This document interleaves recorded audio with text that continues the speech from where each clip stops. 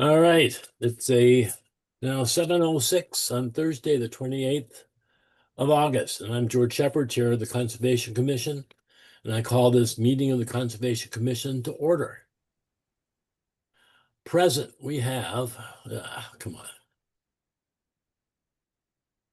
We have Navneet Ondal, George Shepherd, Melissa Webster, Dan Wells, are members of the commission. We have Sylvia Willard, Megan Sullivan, Noel Beeland, and Barney Arnold. So we have almost a full house, and hopefully Brian will show up eventually. Remotely connected are conservation agents Megan Sullivan and the acting conservation administrator, which is Megan Sullivan. I guess I have trouble with who's doing what, when, and how. For this meeting, the Conservation Commission is convening by telephone or Zoom web conference as posted on the town's website, identifying how the public may join. Please note that this meeting is being recorded. Accordingly, please be aware that the other participants may be able to hear you, and anything that you broadcast may be captured by the recording. Participants should keep their phones or microphones muted unless recognized by me. So let's turn to the agenda. And the very first item, Megan, usually what we do is delay the first big issue until we have a chance to do some of the nitty-gritty things. But let's move on from here. So at 7:08, we're looking at notice of intent, DEP 125-1202. It's 163 Sunset Road, and Shell U is the applicant. So the purpose of this project is to construct an addition to the dwelling and an accessory dwelling unit, an ADU. The ADU is located outside of the 100-foot buffer zone to the BVW. However, the driveway and associated grading for the ADU are partially located within the buffer zone. In order to provide sewage disposal for the ADU, additional capacity in the sewage disposal system is required. A new sewage disposal system is proposed for location outside the 100-foot buffer zone. Associated grading for the system, as well as a retaining wall, is proposed within the 100-foot buffer zone. So Megan, you had a note here that you were waiting for the applicant to provide revised site plans and tree mitigation plan. Has that occurred? We're still waiting on that. This was continued from the last commission meeting on the 7th, and they're still awaiting Board of Health approval too, so they requested a continuance. Okay, so we will move on to the next item. We will continue this to the next meeting. George, we have to vote to continue it. I move that we continue this to our next meeting. Seconded. Thanks, Dan. Navneet. We'll take a roll call vote. Navneet? Aye. Melissa? Aye. Dan? Aye. And the chair votes aye. The motion passes. Thank you, Dan. And this is going to go into what time slot on the next meeting? We don't have to decide that. You don't have to Megan can decide that when she makes the agenda. Okay, moving on. We've got about 4 minutes before that happens. So why don't we go to the end of the agenda here and hit some of those items. First one is vote to authorize the commission agent to sign documents on behalf of the Conservation Commission. Can I get a motion to agree to that? So moved. That's Seconded. Navneet. And Dan, we'll take a roll call vote. Dan? I'm sorry, George. At our last meeting, we decided we don't need to keep doing this. Yeah, so have the discussion of voting for an extended period of time. Oh, okay, so was the time period defined last, I wasn't there for the early part of last meeting, so can someone tell me what the result was? Well, so at the last meeting, we had discussed me signing documents on behalf of the commission. I think I might have been a little confused about what process we were talking about. I thought we were talking about signing on behalf of issuing the permits, which that was what I was referencing. I didn't think Okay. we needed to keep voting on every time since you all voted to authorize me, the conservation administrator to do that and recorded that vote at the registry of deeds. For this item, for voting to authorize the agent or Noel, the land use coordinator to sign document like bills and things like that. That's a separate process that I think I was mixing together. So for that, I just wanted to gauge if you wanted to continue to keep voting on that, whenever the bills come up, or if you wanted to do a vote to allow that, in the long term. Got That's it. what I was wondering. Okay, I I'm guess, happy to keep it the same. I just yeah. was wondering. Is there a reason you wouldn't do that and Noel needs to? I mean, if that's easier on your end, that's fine, but I'm just curious. I guess I was just thinking like when the bills come up, it might be, I mean, it doesn't take that much time anyways, but I guess I was thinking when you vote to approve the bills, you just vote to approve the bills and also at that time vote that they be signed by me or Noel or both. But I really don't have a preference. I was just curious, just trying to gauge the processes since I'm still getting acclimated. Should I we lump these two together? I think approval of bills, I think that that should be on a meeting to meeting basis for the purpose of fiscal responsibility and that we're oversight, Liz oversight, and it protects you, Megan and Noel, that you guys are not just approving Yeah. bills and we don't know about it, right? It protects you more than anything else. But I don't know about I don't know the ins and outs of authorizing conservation agents to sign documents where, what the pros and cons of doing it for extended period of time besides saving time in meetings. Does it make sense to have what documents are going to be signed as part of this task? In my experience, other towns don't do this vote every meeting. Mhm. So we leave it to our administrator to, we voted to authorize our administrator to sign on our behalf. And that should include whatever documents we vote on, whether it's approving bills, Sure. permits, that, So basically, Mm. bullet point number 1 is superfluous if we just say that we authorize Megan Sullivan and Noel Beland to sign documents on the Conservation Commission's behalf for the next 6 months. I don't know, whatever time frame you guys want to. Fiscal year, maybe. Fiscal year, that sounds great. Yeah, and we wouldn't be signing anything without it being on the agenda. So like you would still be seeing all the Yeah. bills on the agenda and still voting to authorize them. We would just be signing them Yep. without having to vote each time. So was that decided on last time, or there was a little bit of a confusion, so we should maybe do it officially today? I don't know.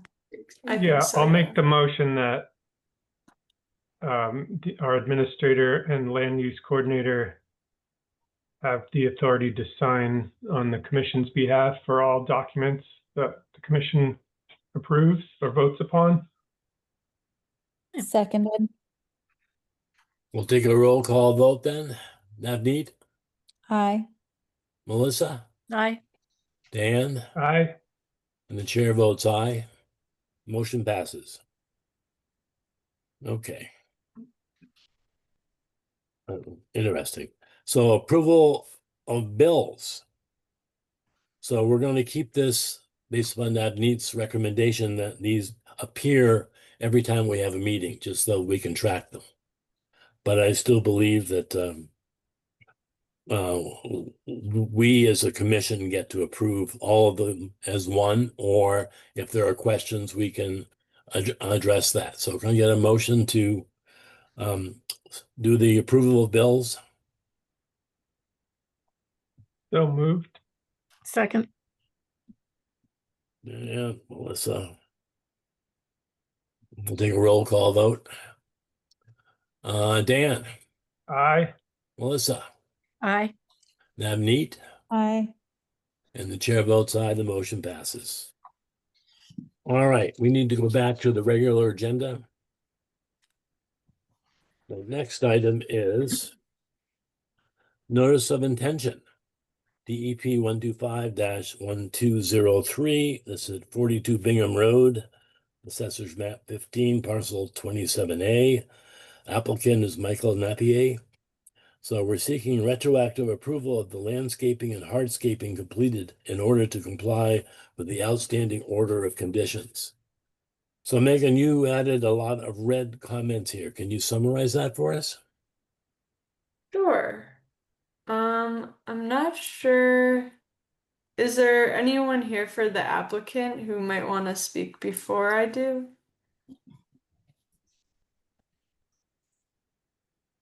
And this is 42 Bingham Road. Yeah. Okay. Hearing none. Yeah, it doesn't No, look like I'm it. here. You did, I Oh, wasn't. okay. I wasn't let in the middle of that until the middle of that sentence, so I didn't know what you were talking about. Sorry. Has 42 Bingham Road started?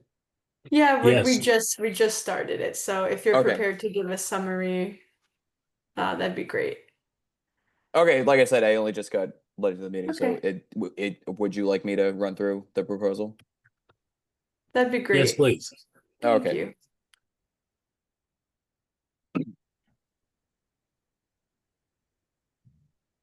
All right, so just for the record, hi, my name is Nathaniel. I'm with Stansky McNary, and this is for the notice of intent for 42 Bingham Road.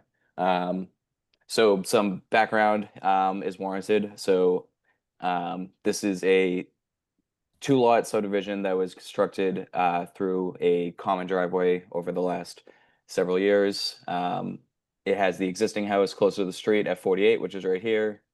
And what was permitted was a common driveway to serve a proposed house to the rear at 42, which is this house that's right here, that's existing. So this plan represents what is there today. There were multiple orders of conditions issued for various reasons over the course of the last approximately like 5 years for these for the work. Some pertain to the front lot, some pertain to both, some pertain to the rear lot.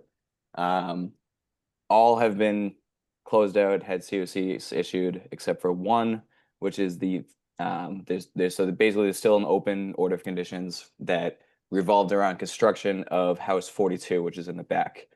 So this has a driveway, has a septic system across the stream. There's 2 stream crossings, and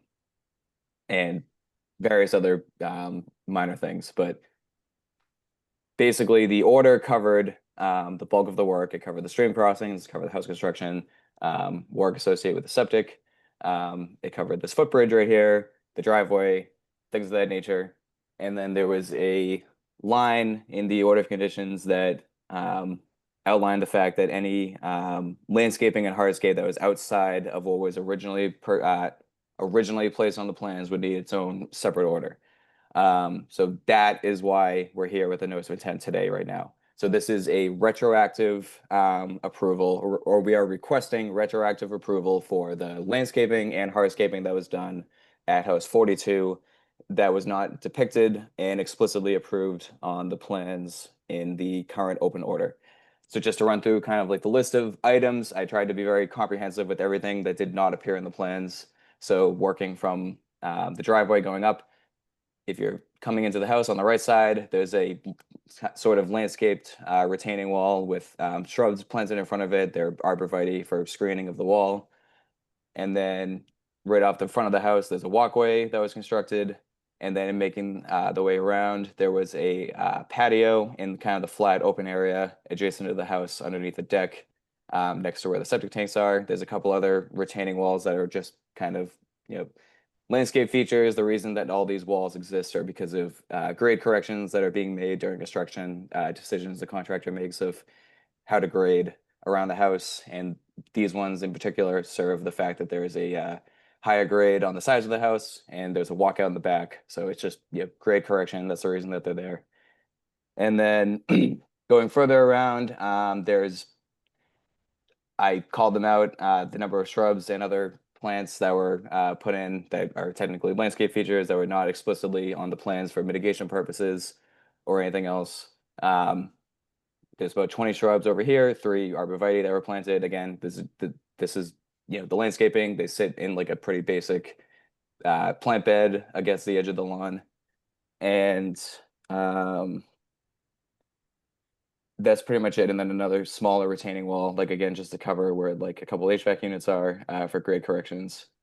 And then it's noted where the edge of the lawn is all throughout the site, even up the driveway. It's kind of a light dashed line that denotes the edge of lawn. So we tried to be very comprehensive and explicit, listing everything that could constitute landscaping hardscape that was done outside of the footprint of the house. It's nothing that would be unexpected for a basic single-family house construction, like a walkway to get to the front door and retaining walls for grade corrections.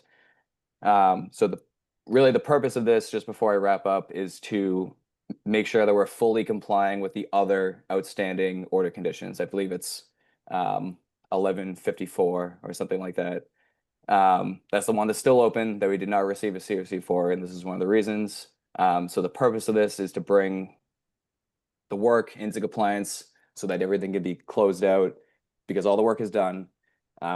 So this is probably the more time consuming item is, like I said, like doing this permitting right now. So this is one part of it. Ultimate goal is to make sure that we're fully complying with the previous order, which means getting one for tonight for this work right now. But that is the purpose of this filing. It's all retroactive approval. Nothing new is going to take place on the site.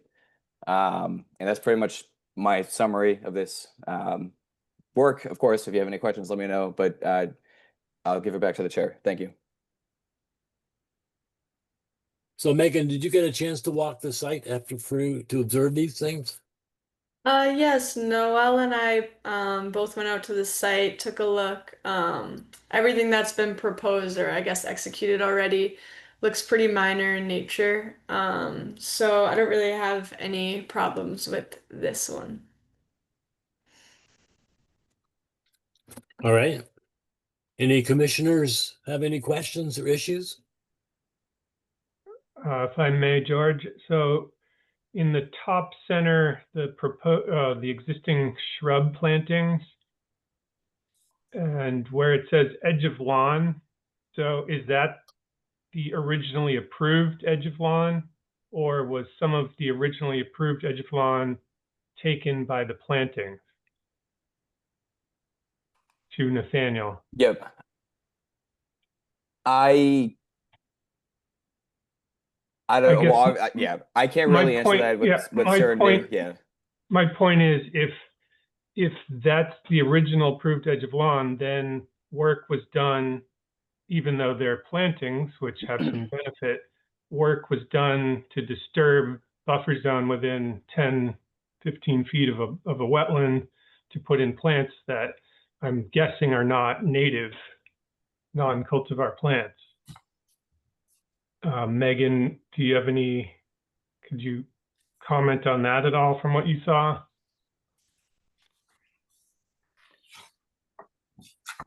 Muted. I guess I can't speak directly because I didn't notice that when I was on the site, but I know that, of course, you can plant native plants and you don't need a permit for it, but I guess if they aren't native, let's see, does it say no? So yeah, I'm not sure, if how big of an impact that really has, but I wasn't here for the permitting of the project as a whole. So if that was, an important area during that permitting process, I kind of leave that to all of you. But what, it's in like a planting bed type thing. So is it possible that if that's beyond what we approved, that they could have altered natural vegetation to put in the planting bed? Let me see if I have a picture. looking at the pictures, it looks like it's a planting bed, but I might be misinterpreting it because I haven't seen the site in some time. But also, Megan, to get you up to speed, there was a lot of back and forth on this project and a lot of pushing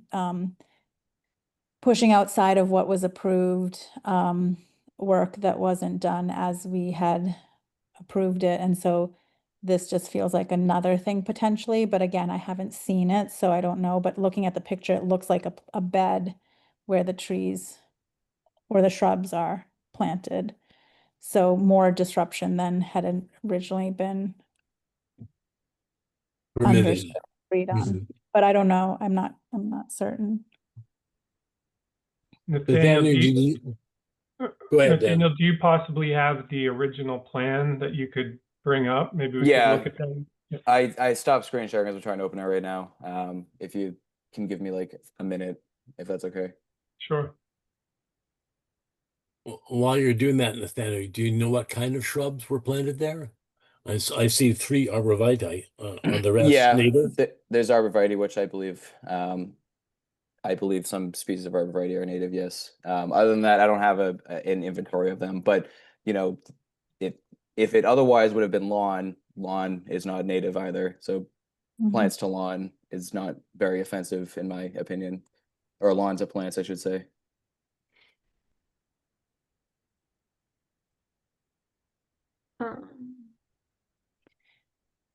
So it looks like a planting bed. Yeah, and I think that exactly. And then there's one where there's a picture with the swing set and it, the line looks like a bed right there, yeah.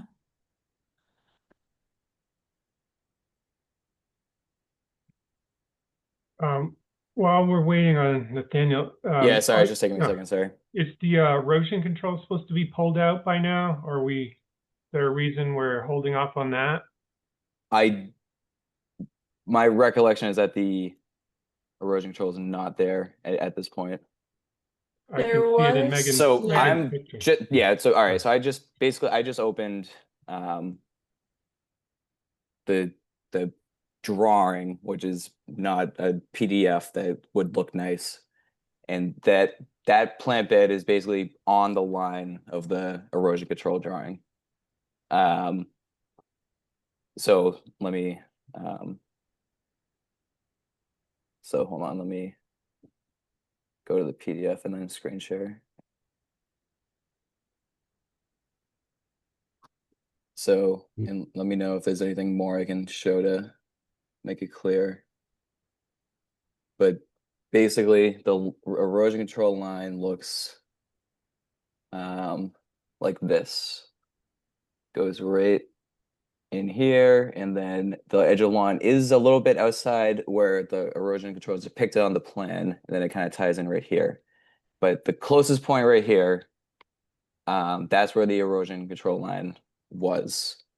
And this is not a pretty thing to look at. This is the drawing. It has a bunch of nonsense on it, but this is the erosion control line. All of that is basically right on the line. Oftentimes the plantings are kind of done after the barrier is taken out anyway, but that is for, within But probably there's a couple lawn feet. beyond that. But there's lawn beyond that, right? Over here, yeah, but it's not closer to the wetland because Okay. the wetland curves away a little bit. So, when you're looking, like I said, this is the point where it comes the closest to the wetland. This line, I know I moved my screen around a little bit, but this pretty much represents where the barrier was. It's not a huge area of lawn when you are looking at it, and it's not the closest point to the wetland. So everything that's a plant is within a couple feet where the siltation barrier was present during construction, depicted on the plans. So, like I said, if there is any encroachment right here, it's because when the plants are getting put in along the edge, the siltation barrier comes up. There's not huge earth disturbing activities happening. So it's not perfectly on the line, but as you kind of saw, and like I said, I can show it again or anything like that, but it's more or less consistent with the limit of work. Mm.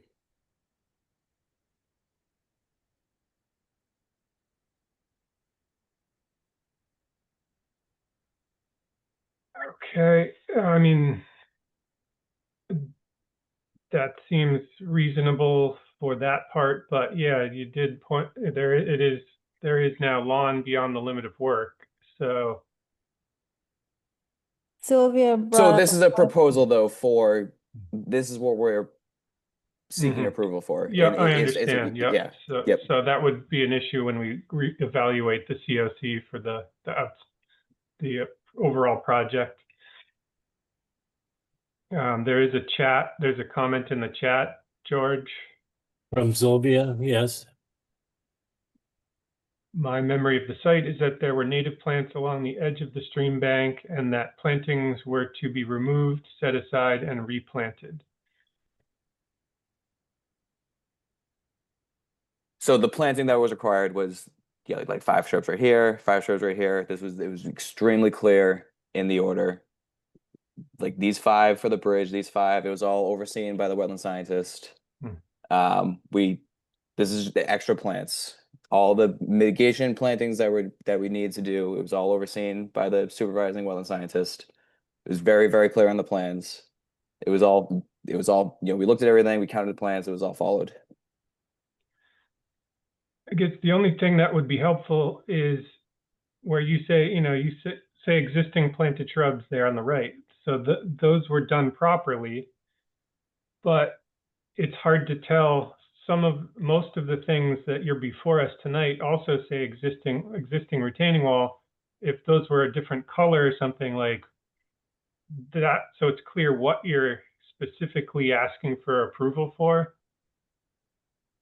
Yeah, so I mean, so for the plan purposes, the font is different. Anything that's in a non-italicized font is what we're seeking approval for. I in the narrative that was part of the application packet, I was very meticulous in laying out every individual item.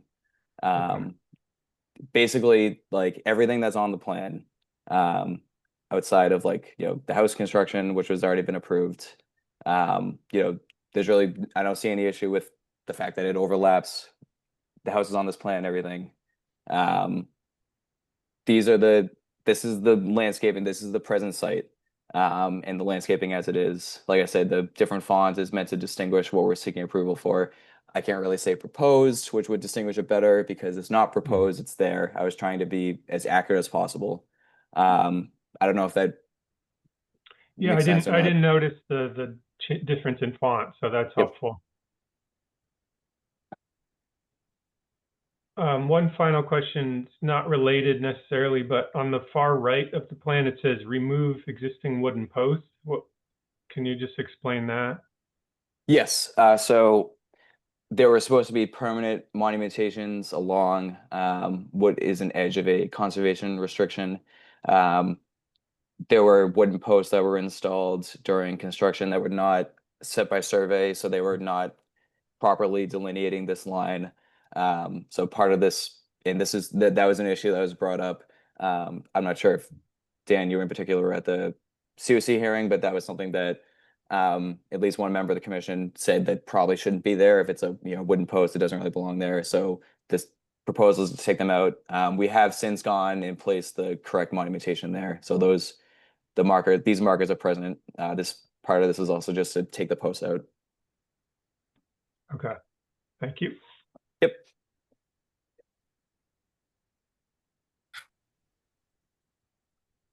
All right, that's See the comment from Sylvia? Some signage that this is a protected area.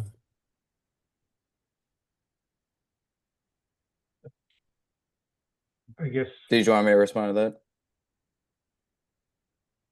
Did you see it, actually? I can't read it, actually. I don't know where it is. Sorry. It would be good It to says label it that would- area having a protected status, and that's what where the monuments are and so on, that Dan was just talking about. The wording in the order conditions was to install permanent monumentation, and our office installed permanent monumentation. There was no mention in the order conditions about a sign. Okay, I think that's sufficient for my understanding. Yep, thank you. Dan, do you have any other issues? I think I'm fine for now. Thank you, George. Anyone in the public like to comment? Can I, can I make a comment? Sure. To Sylvia Willard. I wasn't suggesting signs there, although that would be nice. What I was suggesting was to have the label on the plan itself, saying that it was a protected area. You've got the little monuments there, but it doesn't say what they're for. That Is can that be something added to the as-built. Yeah, I well, can I mean, get to that. If I that's was the just only thing, I'd suggesting- rather not submit an entire new plan for some labeling. So does that make sense, Megan? Put it on the as-built?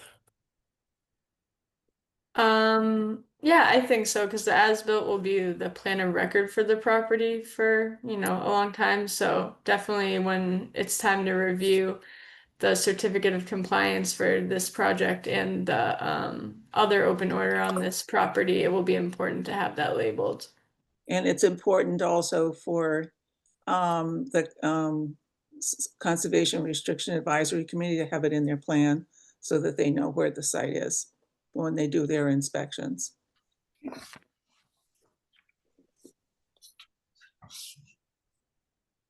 think that makes sense.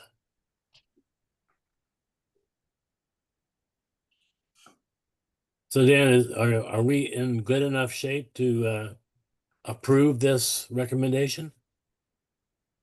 I believe so.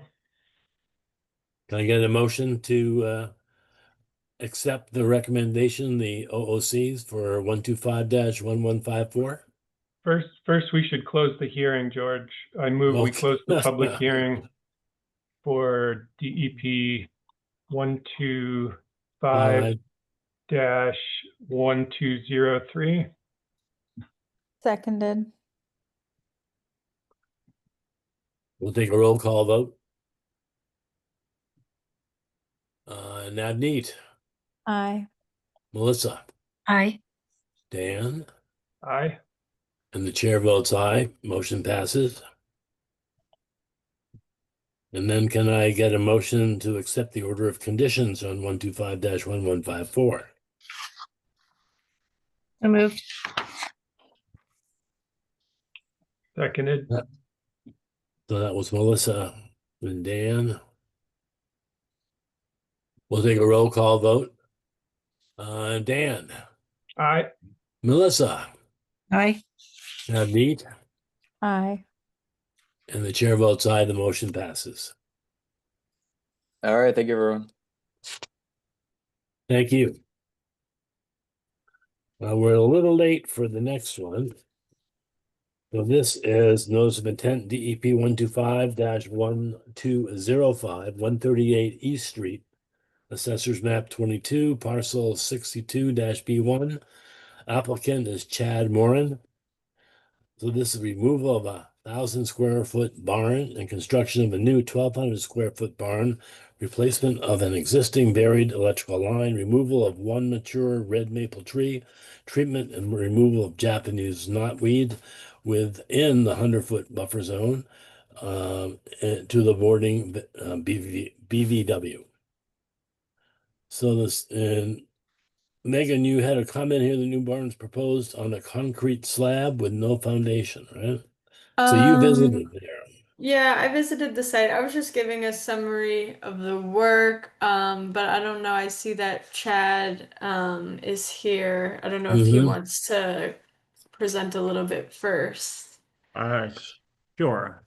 or just give a a Okay, summary. yeah, I can actually do a voiceover. So the original barn is from the first owner of the property back in the early 70s. It's a horse barn.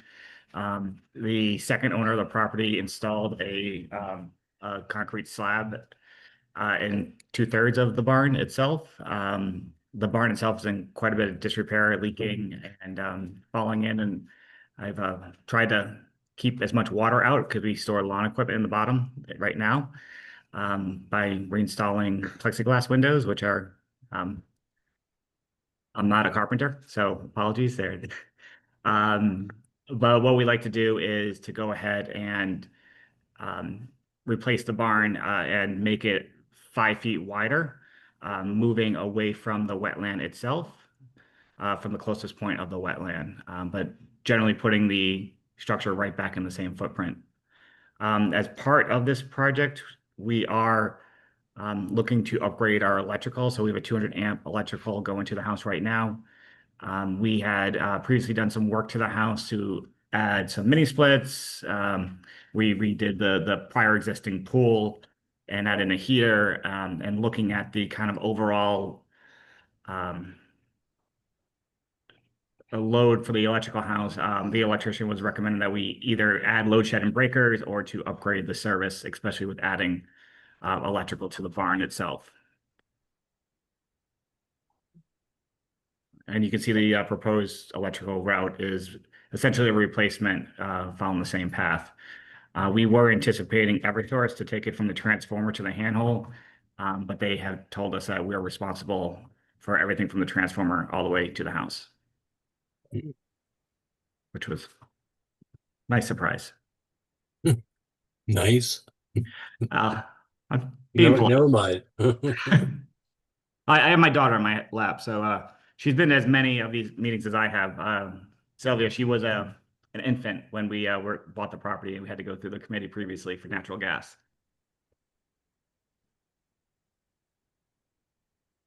Why are you sucking? So where does the work stand at the moment as far as, do you have contractors and Yep. Yeah, so we have a wetland monitor, contractor. so- We have a contractor sign. We are doing a post and beam kit. So we hold on, Eloise.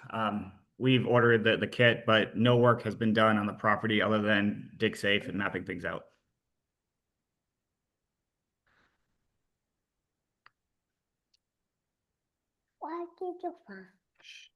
So Megan, do you want to add your explanation based upon your site visits and what you observed? Sure. Yep, so I went out to the site. I was able to confirm the wetland delineation. Previously it was proposed that the knotweed would be treated and removed, and then that area would be converted back to lawn, which I think it, originally was years and years ago.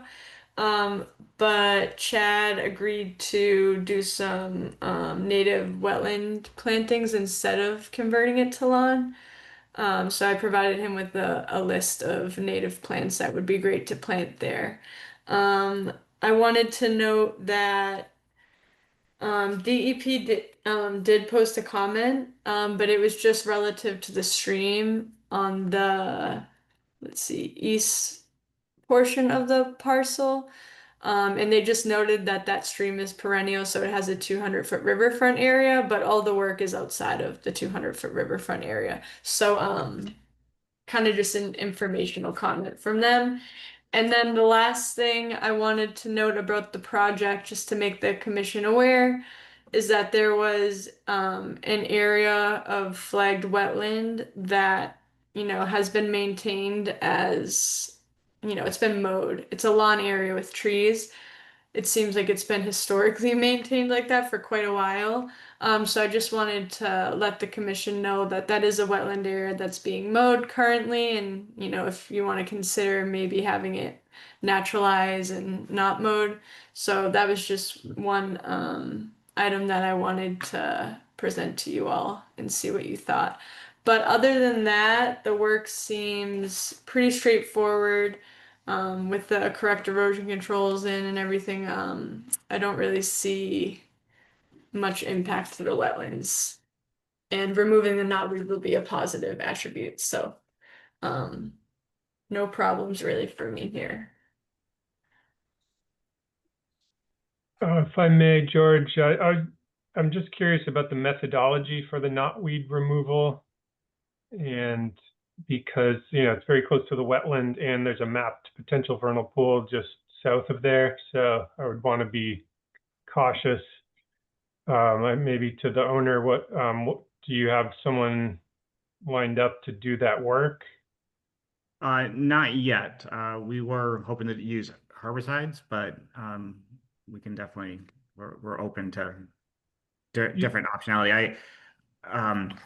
So where you see the knotweed, I think on the map it is, it actually starts more towards the back right corner of the barn. I think the circle oval is a little bit wide. It doesn't go quite as close to that, and it extends to the right. It does Mhm. extend pretty far back into the wetland. I don't know how comfortable I would be with. There are some trees back there and other things trying to navigate around there, but So yeah, I mean, herbicides are almost the only way to do it. So I just want to maybe we have a condition that you give Megan a plan. Whoever's doing the work submits a plan that Megan can review to make sure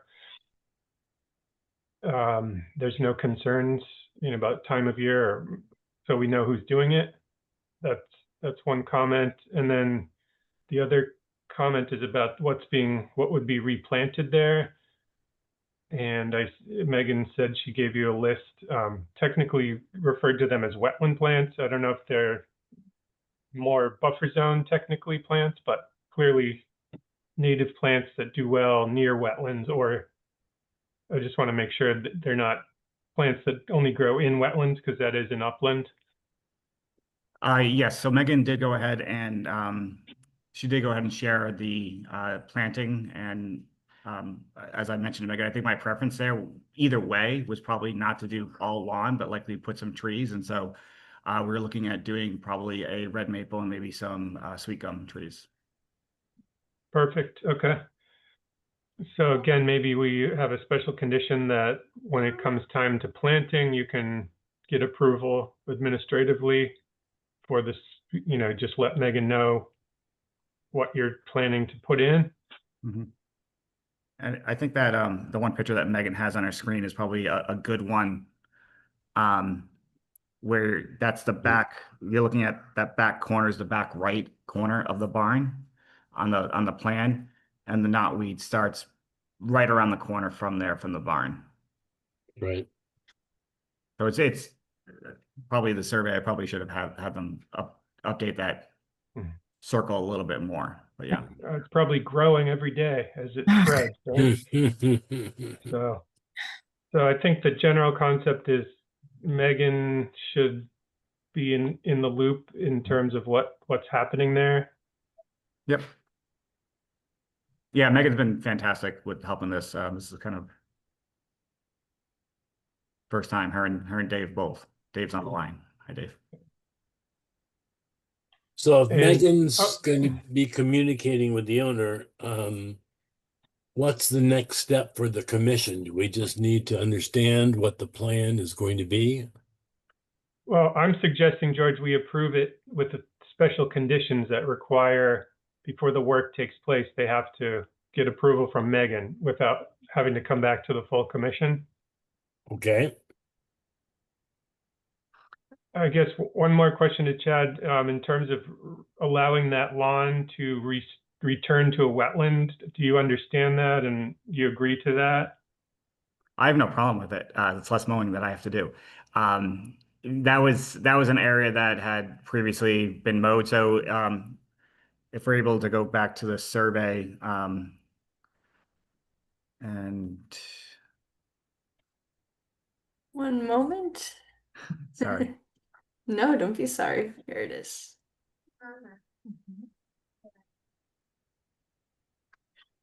So the area that Megan was alluding to, if you see where it says electric box, that's basically between B and C 3 and 5, I believe, was around the area that it's trees with lawn in between. And on the other side of the wetland is along the common driveway going to my neighbor's house is lawn. And so it looks like continuous lawn coming from the house out to the other driveway. But obviously when they did the wetland delineation, it was flagged as such. And so I have no problem not mowing in that area. You could use a native ground cover, save yourself the trouble and prevent invasives from moving in. And I'm not going to tell you what to plant, of course, but just at my property in a very shady, difficult, dry area, I've had great luck with Anemone canadensis, which is native. It's a pretty aggressive grower and it grows in deep shade pretty well. Something like that might give you something very pretty that will also keep all the weeds down that are not native.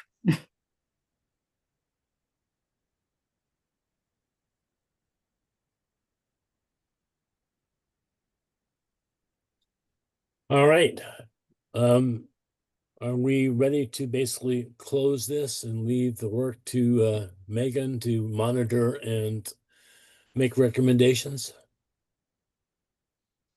I move that we close the public hearing for DEP 125-1205. Seconded. We'll take a roll call vote. Melissa, Aye.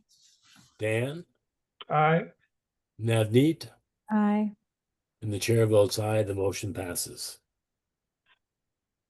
Thank I you. move that we issue an order of Sorry. conditions to DEP 125-1205 with the special conditions as listed, suggested by Megan, that the wetland area specifically marked by wetland flag number BC1 and BC4 must not be maintained as lawn and should be left to grow and naturalize as a wetland. And also that a plan for any knotweed removal be submitted to Megan for administrative approval before the work takes place. And finally, that the plants to be planted after the knotweed is removed also be submitted to Megan for administrative approval. Seconded. This is Dan and Navneet. Take a roll call vote. Navneet, Aye. Melissa, Aye. Dan, Aye. and the chair votes aye. Motion passes. Great. Thank you very much. So we're just writing down notes. All right. The next order of that, so that was supposedly at 7:30. It's now 7:55. We should move on to the WPA violation. 509 South Street. The owner is Jesse Pescatore. Unpermitted filling with bordering vegetated wetlands and associated 100-foot buffer zone. So before we ask Megan for her opinion, is there a representative from this property? Yes, I'm here. Hey, Jesse. I'm Jesse. Hi, Jessica, yes. Jesse. Yeah. Jesse Jesse, okay. Do you want to make any comments on what's the state of is and what you're looking for? Yeah, I'm not terribly familiar with the language that you guys use, so I apologize in advance, but we didn't realize that we had any type of conservation or like wetland anywhere near us. We bought the house, I think 3-ish years ago, and we're just unfortunately clueless about it, and checked the map that was like linked through the town website and didn't see anything, and so we did it accidentally, not on purpose. That's the most technical way I can describe it. Okay, Megan, would you like to go over your notes? Sure. So yeah, we received some reports at the office of some activity there. I sent out a possible violation letter to Jessie and she responded very quickly, which was great. So we were able to get out on the site together the next day, which was August 5th. And when I was out there, I, explained that um, property owners should always just check with the office anyways, and that those mapping tools are really just used for planning purposes. But so far, Jesse has, responded and been very apologetic and shown good faith effort on trying to hopefully resolve this. So since we met, I asked that she install erosion controls on site since that's kind of the biggest priority immediately to just get that area stabilized. That has been done. She did send me a picture of the erosion control on site, so that's good. Um, I then recommended that she hire a wetland scientist to delineate the wetlands so that the commission can understand the extent of the fill, because whether it's in the buffer zone or the wetland is kind of important in understanding how we resolve the violation and restore the area. So I think the priority now is to get a wetland scientist to get out there and flag, which I believe Jessie said she reached out to a wetland scientist already. And then once we understand the extent of the wetlands from the wetland scientist, then I think the commission can decide at another meeting what action that they would like the property owner to take. Um, so that I think sums it up.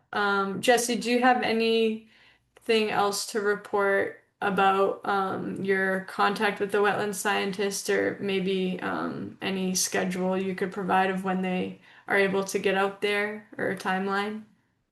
Yes, I actually, he's here. It's David from Oh, BNC. awesome. And I believe he is coming out late next week. Okay.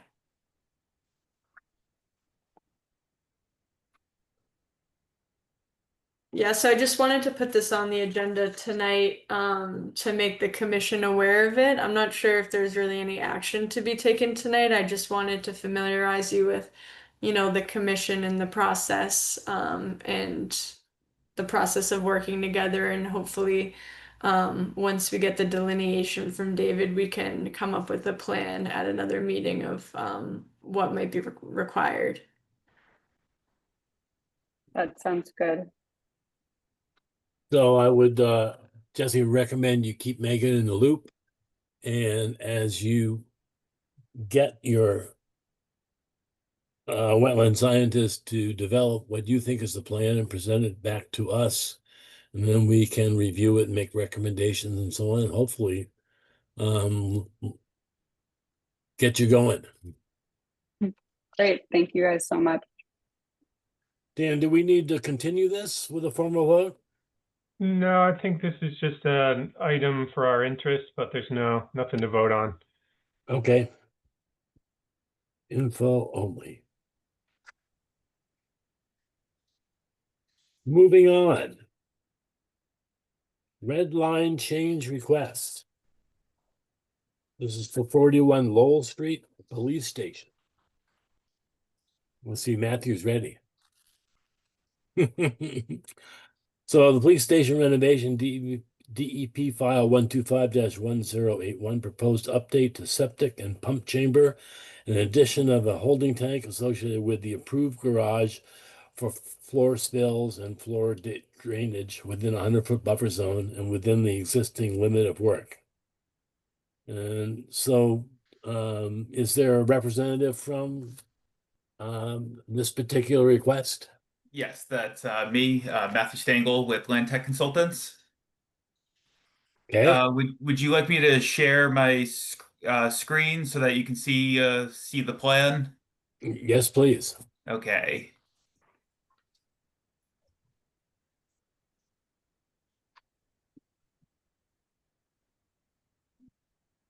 All right. Sorry, rearranged all the windows on my screen. Are you able to see the plan? Yes. Okay, great. So we're just here to we're just looking for approval for a minor change to the approved site plan. Um, it's just for the addition of a industrial wastewater holding tank, which is to be connected to the floor drains, both in the proposed sally port and the proposed garage. The wastewater holding tank is going to be put in line with the proposed septic tank and pump chamber. It's a double-walled concrete. I believe it's a concrete double-walled tank, which will have a liquid level alarm. And the tank is just for floor drainage and like spill containment. If anything happens to spill inside either of these garages, it's not intended for not intended for disposal of hazardous materials. With this tank being added, the pump chamber and the septic tank did have to shift a little bit within the parking lot, but all the work is still contained within the approved limit of work. If you guys have any questions, I'm happy to answer anything. So Matt, if there is a spill and it ends up in the storage tank, does that get pumped out and taken away to some far site? Exactly. Yeah. These tanks, they typically have to be, I mean, they do have to be pumped, not typically, they do have to be pumped by like certified hauler or pumpers, and it's a pretty well regulated practice. Okay, I understand. Megan, do you have any comments? Not really. It seems pretty minor. All the changes are within the existing limit of work and within I believe the paved area or already disturbed area. So I don't see any additional impacts to the wetland area than what was approved. Okay. Any other commissioners have any comments? Anyone from the public like to make a statement?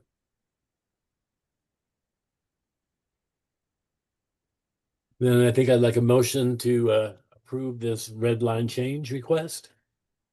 So moved. That need? I'll second it.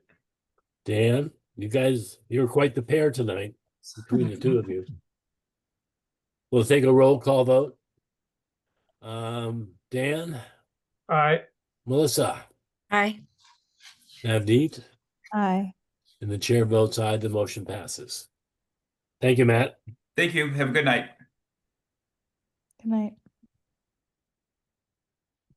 Moving on, 445 East Riding Drive, Lot 1, DEP file 125-1152, proposed relocation of roof drain infiltrators, replacement of 6-inch roof drain pipe with a 4-inch pipe, and use of spring-loaded overflow valves instead of the daylighting the roof drain overflow. Is there a representative from the for the property?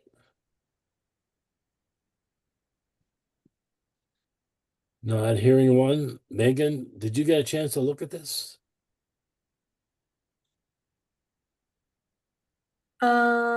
Yes, I think Stephen Defoe is gonna try to make it on the call, but maybe he's not here right now.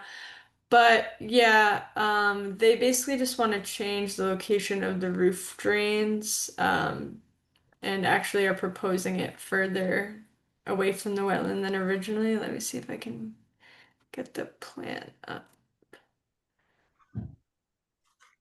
Sorry, it's loading. Oh, okay, I don't know why. Did they say, I'm happy that it's farther away, but did they say why they're relocating it? I couldn't glean that from the packet. They had said that it just makes more sense to route the front gutters drainage system to the front of the house and the back ones to the back of the house. I have an email that was just sent. I can read.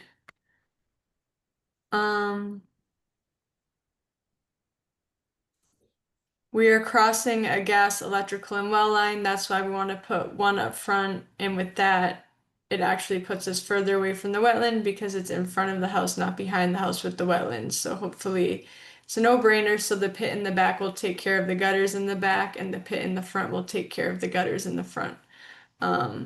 Also, John Mativier from building had taken originally was asked about this, and we agreed that it seemed pretty minor in nature.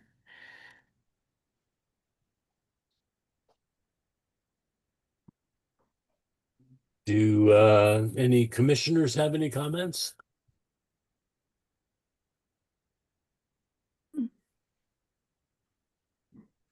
Anyone from the public like to step forward?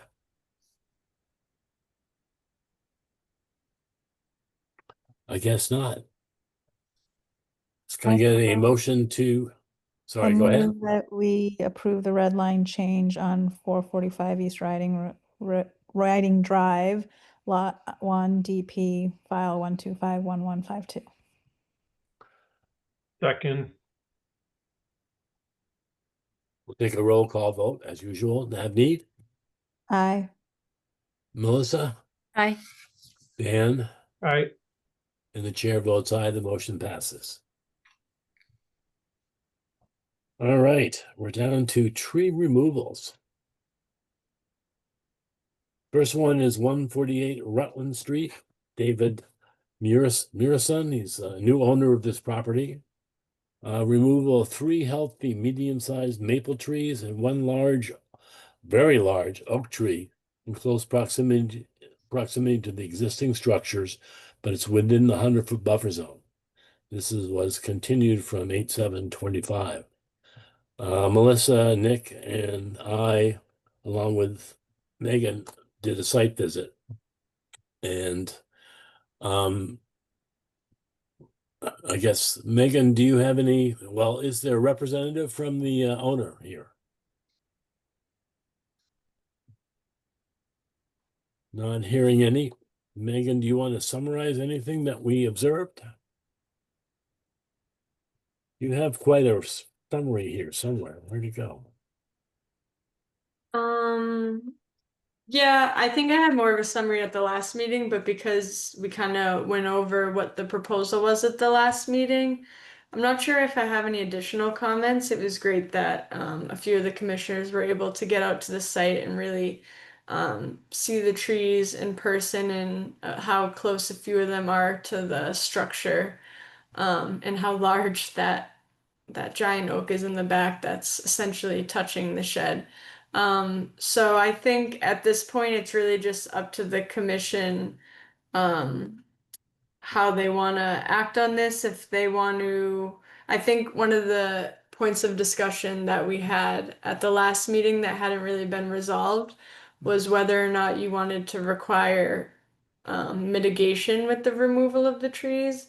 And Mr. Morrison had submitted pictures of, you know, a group of saplings, yeah, spread around the property.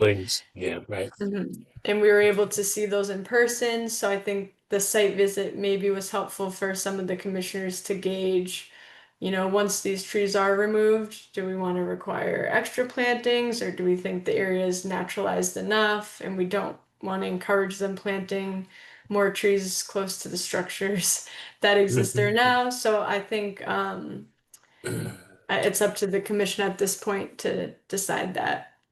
I thought there was an issue with the amount of calipers that they want to remove and what we can actually do in one fell swoop. There were like, the beech trees, the giant oak, and then they were going to take down some limbs and other trees just to open up the area above the roof. Is that still an issue? I thought they were taking old trees down Yeah. more than pruning. I forget, what was the number of trees in total? Yeah, so Caliper it's inches? Quite a few. I believe, let me see. I can find it from the last meeting, but I believe the caliber inches were well over 100, which means they were gonna have to 133. mitigate. Yeah, Mhm. so they'd have to mitigate 60 something inches.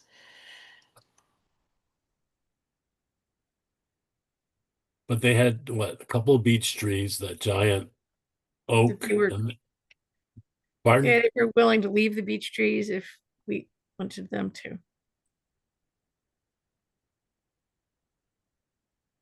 So I mean, it gets us around it, but I guess one of the issues was he's not supposed to be able to come back and say, now I'm going to take the beech trees down.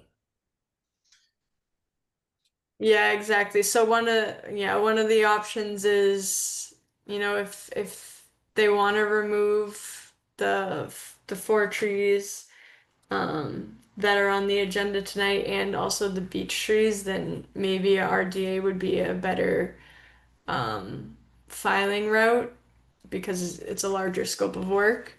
But if it's just for these trees here tonight, maybe the commission is okay with the removal of that, or maybe they still want to see an RDA considering the size of the trees. Um, Really, that's up to you all. Mhm. The tree policy, it's a little, at least to me, unclear on exactly how many trees. Um, it says up to 5 small trees or 3 medium trees. Right. So, it's, I Well, don't, this it motion doesn't say right now. anything about large trees. So this Um, motion really is just for the removal of 4 trees. So that's below the exactly. limit of 5.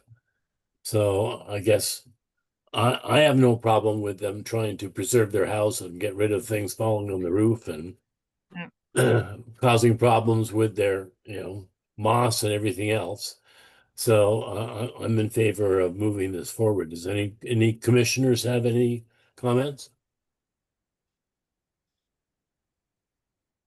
So, but from being there on the site visit, I would agree with George that the trees are impinging quite a bit on the house. I guess having not seen the site, what were your guys' thoughts about mitigation? I guess I'm just not following. What was it that, no, there's really no place to, and we would be doing more disruption to try to get plantings done, or is it that you guys feel that that is necessary? I think what I understand is that there are a sufficient number of saplings and brush and so on in the area that there really is, it makes no sense to add additional trees and so on to this particular location. And the owner is willing to let what's already naturally occurring continue to grow. Okay, And the owner's also willing to let the beech trees persist too. Right, I agree. Thank you, Melissa. okay. That sounds, these pictures help.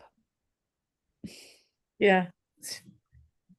Now, there was one impressive oak tree though, so. Anyway, can I Yeah. get a motion to approve this particular application from David Morrison for 148 Rutland Street? I For the move, removal of 4 oak trees, correct? it says 3 medium-sized maple Size trees and 1 maple, large right, Oh, oak maple. tree. Sorry, right. that's right. Yeah. Yeah, 3 I medium would, maples and 1 large oak. I would move that we issue a tree removal permit for 148 Rutland Street. Seconded. And neat. And we'll take a roll call vote. Melissa, Aye. Dan, I, Navneet, Aye. and the chair votes aye. The motion passes. Passed. Next is 208 Lowell Street, Robert Andrews and Carol Zell, removal of 1 mature oak tree in poor condition. And I know, Megan, you said that this is clearly a sad tree and the trunk is rotting. And that no mitigation is required under the tree policy for hazards. That makes sense, Megan? Yes. I mean, always encouraged, but not officially required. It's just one tree. It has some holes in the bark. Let me see. I can share. Okay. Well, you have a picture in the agenda. Is that, yeah, that's the one. Yeah, that must be the same one. Yep. So yeah, it's rotting inside, and like I said, it's one tree in poor condition, so encouraged to replace, but not necessarily required. Any other commissioners have any comments?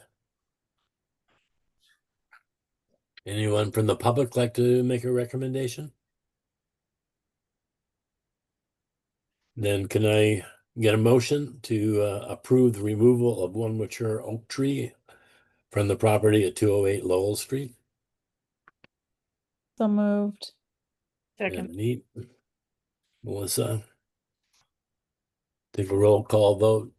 Need, excuse me. Aye. Melissa? Aye. Dan? Aye. And the chair votes aye, the motion passes. All right, 283 South Street, Brad and Carla Barquest, removal of one mature white pine in poor condition. So, Megan, you've looked at this. Can you summarize what's supposed to happen here? Sure. All of a sudden my computer's not letting me pull up the photos, so I can't do that right now. But yes, this is a large, mature white pine. You can see in the pictures that I provided on the agenda that half of it is dead, pretty Yes. visibly so.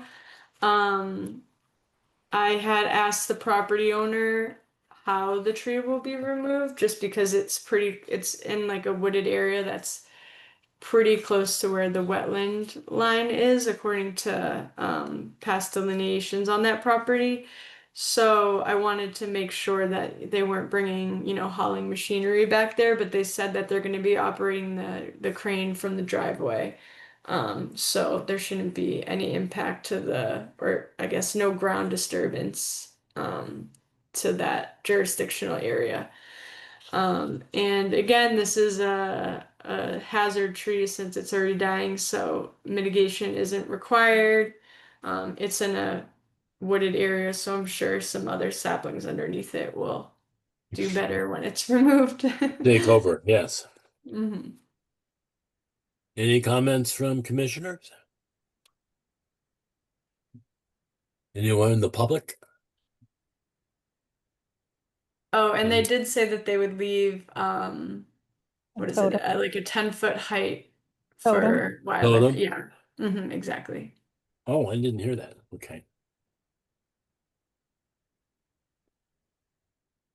So can I get a motion to I move Appro- to approve the removal of one mature white pine in poor condition at 283 South Street. Second. meet Melissa? Take a roll call vote. Dan, Aye. Melissa, Aye. Navneet, Aye. and the chair votes aye, the motion passes. All right. Going to the new and pending, old and pending, I stapled things in the wrong place. New and pending business. Number 3, which is the minutes from 6:26 and 7:17. I have scanned both of those. I'm still impressed with the job that whoever puts these together is Judy, right? Yes. She does a very good job. So I would recommend that we approve them. Any other commissioners have a recommendation? I agree. I move that we approve the minutes for 6:26 and 7:17:25. Seconded. Navneet. Take a roll call vote. Navneet, Aye. Melissa, I, Dan, I, and the chair votes aye. Passed, okay. Number 4, informational. Carlisle Historical Society is moving forward with plans to convert the cupola at Greeno into a kiosk. I have a quick question. Where are they going to put the kiosk? Anybody know? Don't know that right now. I just know that mean, they're as- going to be constructing it soon, and I think they just removed the legs from the cupola. Right, you had 2 drawings, Yeah. before and the after. So, Mm-hmm. so But I'm well, not sure exactly where they're putting it, but I can ask. okay. Well, this is just informational, so I don't think we need to do anything in particular. Informational number 5, Tennessee Gas Pipeline notification of maintenance. I did see an email about that, and it's pretty standard stuff. Megan, is there anything that we need to consider for this? No, this work is exempt under the Wetlands Protection Act. I did ask them for a map of the area because I didn't know what area they were referencing, which I now have and can just share really quickly so the public can see if they're interested. But yeah, so this is the area. But yeah, so maintenance on utilities, if they're, in the buffer zone or in riverfront area, are typically exempt as long as there's erosion controls in place and best practice measures. So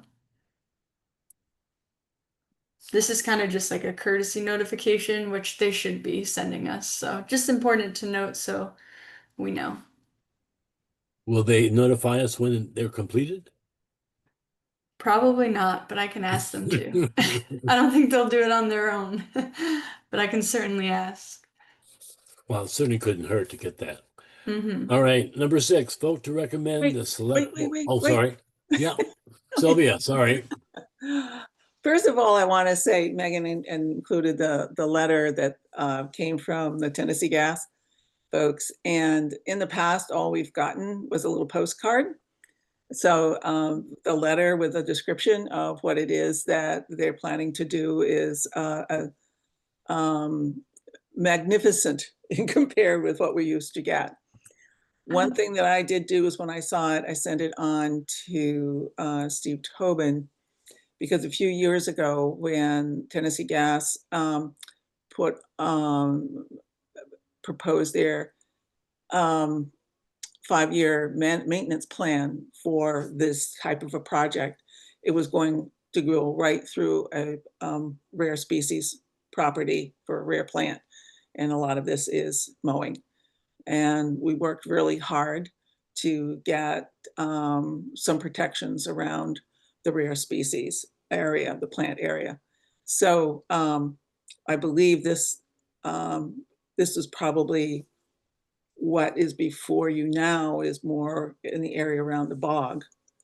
And the place where the gas pipeline comes out of the bog and heads towards Chelmsford, it gets kind of boggy, and it might be good to make sure that they put erosion controls in that area so that they don't do some damage to the wetland in that area. And it might be good to contact them and let them and ask to find out when they're going to get started in our area.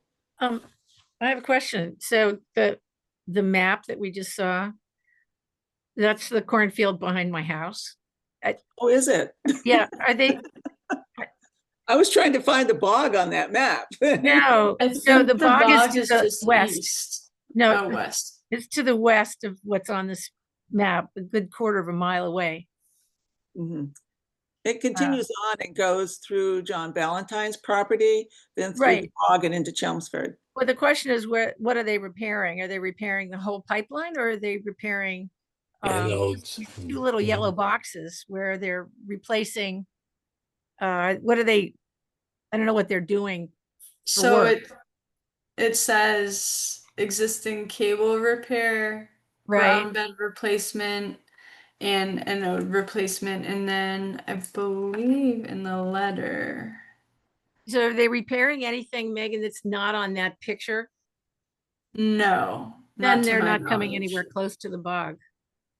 Yeah. Yeah. Okay, so they're not gonna mow. Yeah, they're not in the bog. No, if what they would be in is in State Park there. Okay, It's all State Park and it's not wetland. So it's not under Although our there's a jurisdiction. wetland, there's a wetland, if you bring a picture up, there's Oh, like a, sorry. there's definitely a wetland back there. Yeah, there's a where- wetland. The reason they're notifying is because Yeah, it's where within that the green area there. jurisdiction. Yeah. The area around existing cable repair. There's a sort of a pond back there and then marshy area along the cable to the right. And it dries out on the left side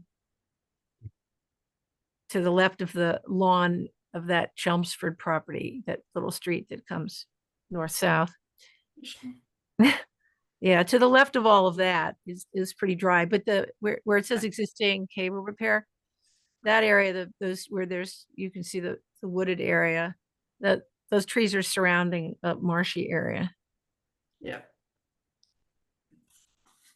So is this pipeline buried? oh yeah, Yes. 4 Okay. feet deep. Well, that makes sense, kind of below the frost line. It's big. It's a big pipe. Yeah.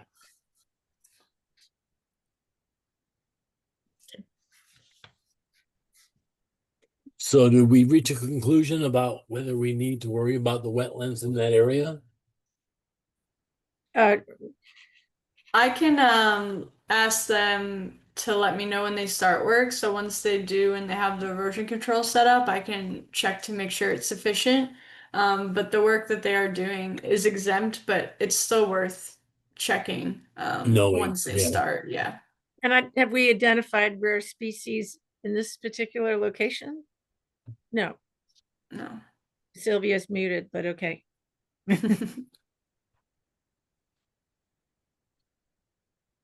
Thank you. I think we can move on. Just, Megan, keep us posted on what you learn. That'd be great.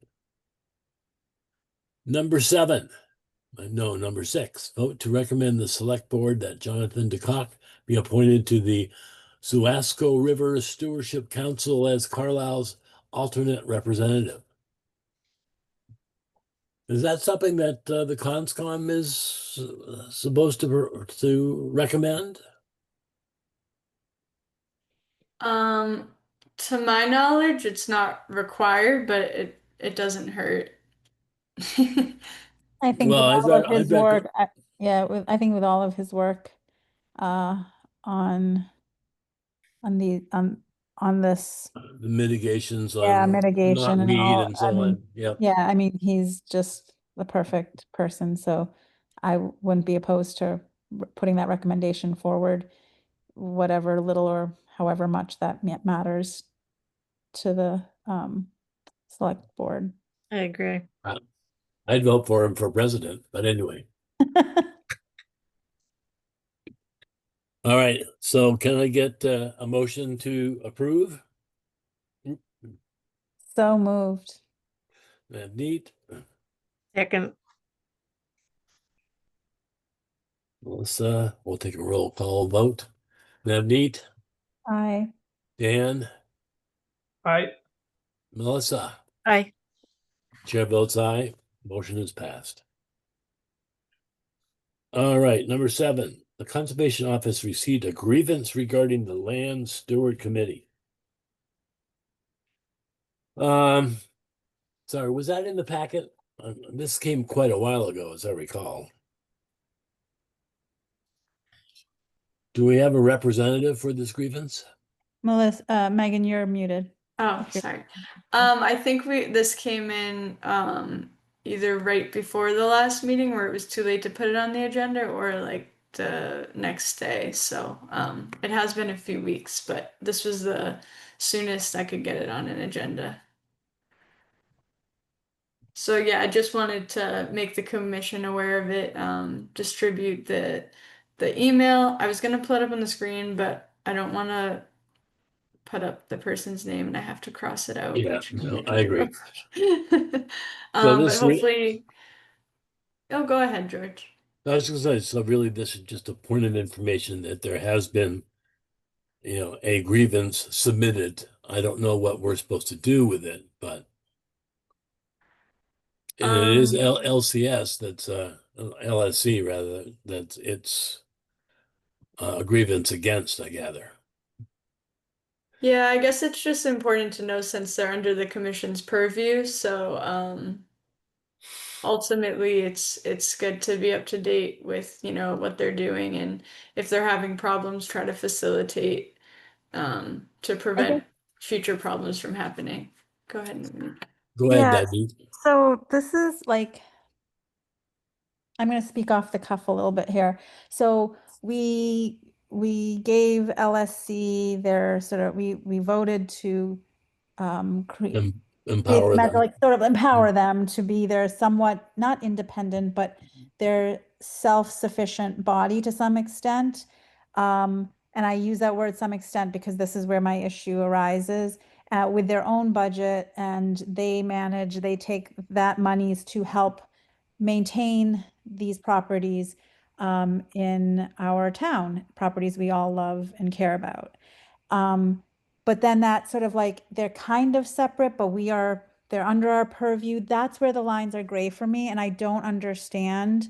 And maybe it's very clear for everybody else, but it's not clear to me what our responsibilities are. And I need to better understand that, especially when I see an email like that, because I feel responsible, and I don't know, like, where do we start and end? So I think that's the biggest thing I want to gain clarity on. Or is it the select board that needs to manage this? I don't know.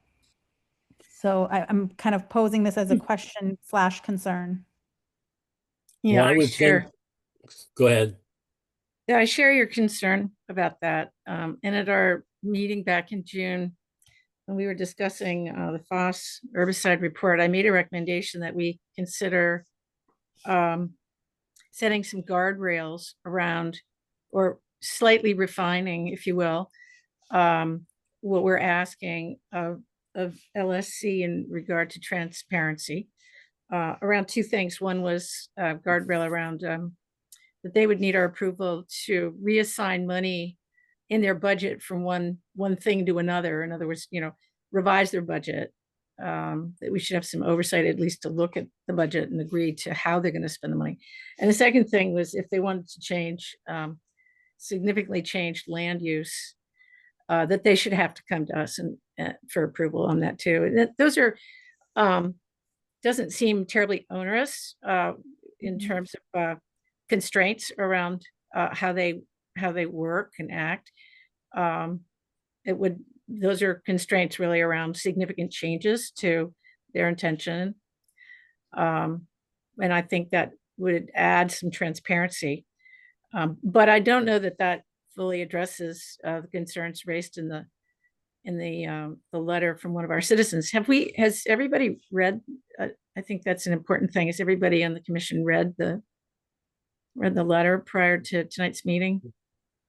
Yes, but I guess I would say I would like to have someone from the LSC be part of this discussion. If they're going to have to report to us and then we get to approve their funding, I think that's a little awkward. So I'm sorry Brian's not here, because I'm sure he would have a good recommendation on how we might move forward. So I'm treating this as a point of information, and that there has been a protest levied against the LSC, but I don't think that we're in a position to execute anything in particular. I'm open to suggestions. So do we have I feel like since this letter was sent to the select board too, I'd like to hear if the select board is acting on this or has discussed it or Mhm. feel the select board and conscom should have a dialogue about it. But, and also I agree with Melissa's point, or George, yeah, I don't want to talk about it without anyone from LSC present, but I would like to hear something from the select board side. Is Barney still here? I am.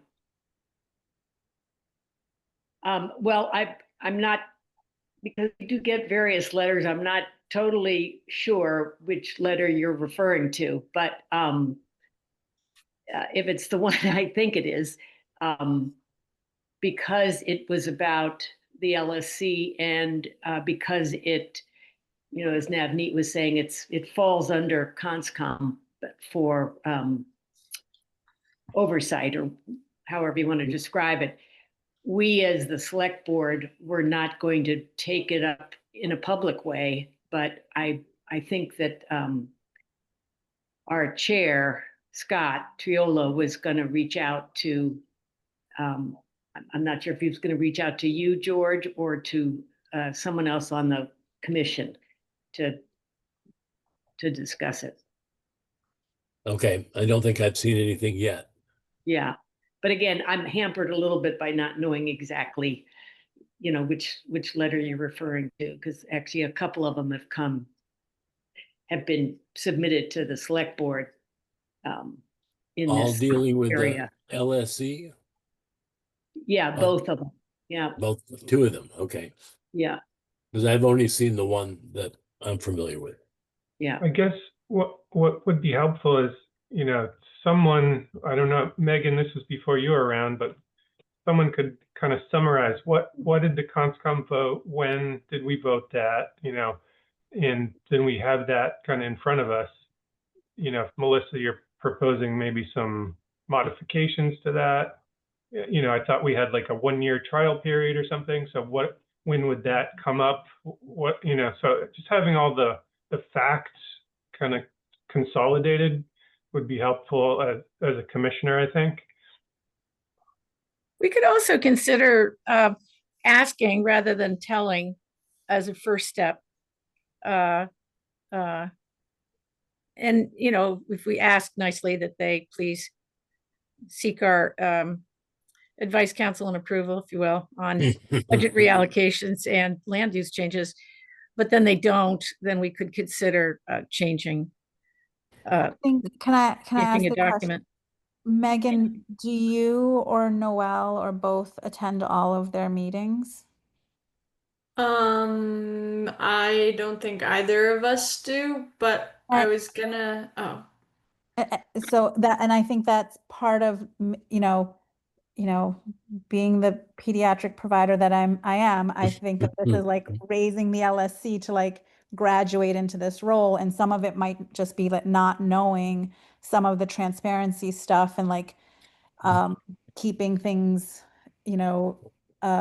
accessible to the public and all of their deliberations, et cetera. And so some of that, I understood when I first joined the conscom, but I learned some of it by learning from Sylvia, learning from people who had been on the conscom previously about how things are done, how things are run to keep everything above board. And so they don't have that person in their meetings. Now, I'm not suggesting, Megan, that you start, you take on the LSC but like that's part, I think that's part of the issue potentially. I can't speak to all of the grievances, but that might be part of it as well. This sense that decisions are being made without proper process. Also, just throwing that out there. can I Well, we just add something? Sure. So I meant to do this week, but of course I forgot to put it on this agenda. But on the agendas going forward, I think I'm gonna put in an LSC update section. And since we have Brian, who's the commission's kind of representative for LSC, I think you know, I of course will go through the minutes and put the updates and check with him to see if there's any updates from their meetings, but he can give us a summary of the updates, and if he's not there, then, you know, I can, or Noel can. And then that way the commission will be more in the loop about what they're doing at their meetings. And I think that that's one way that maybe the communication could be a little better. And then additionally, I do have plans to kind of help out with the administrative portion of LSC. I just haven't quite gotten there yet, but like the procedures that I kind of have in place for the Conservation Commission, I would love to do the same thing for LSC, to kind of keep them focused on the kind of subject matter of what the meetings are about, so they don't have to worry as much about the procedural issues. Um, and I think that would help in, you know, transparency, communication, and efficiency. So those are my plans. Hoping to enact those soon. But just wanted to keep you all up to date on that. Well, I think that's excellent. I'm really stumbling think along so. here because I'm sorry, Brian's not here because he is our liaison with LSC and he's also the chairman. So I think Sylvia wanted to say something. Hi, Sylvia Willard. I've gone to about the last 3 meetings, I think. And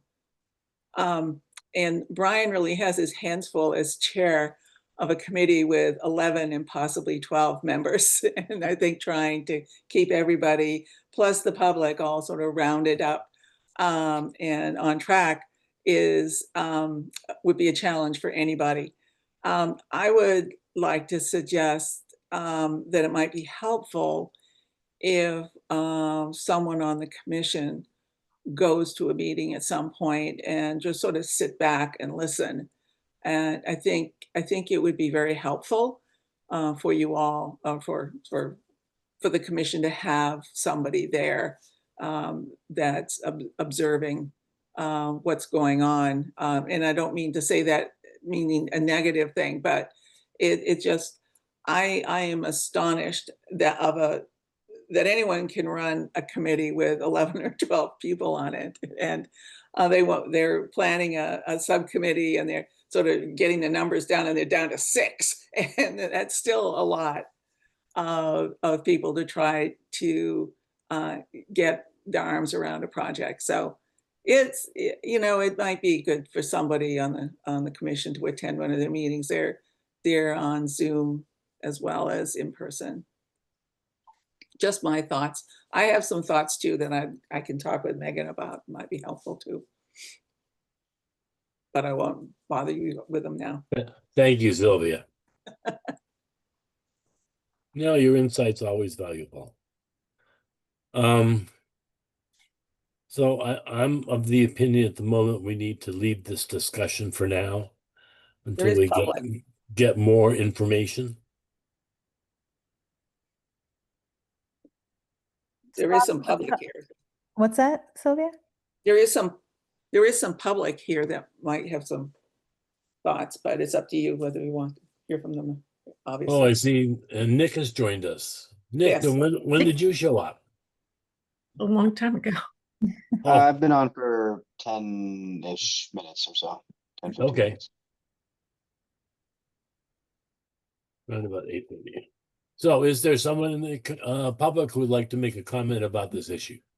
I would love to. It's Sue Pietropalo. Can you hear Please me go okay? ahead. Yes. Yes. Oh, thank you very much. One thing that I find that might be helpful is to have a conscom liaison that isn't the chair of the committee you're liaisoning to. It seems like it's a little bit too muddy to have a clear view when you're so deep in the issues. You know what I'm saying? I think it's better to have a fresh set of eyes. So I would wonder if the Conservation Commission could consider having a separate and distinct representative joining LSC. Would that be something that could happen?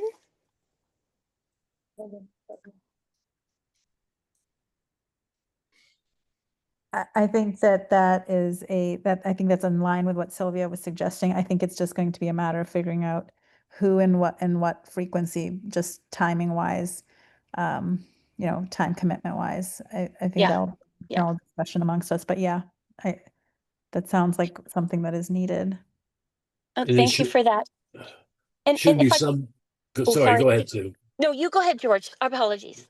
No, I was just thinking it should be someone who can consistently do it at the LSC so that they get a full picture Oh, that's a and great report idea. that. Yep. Great. That would be a great plan.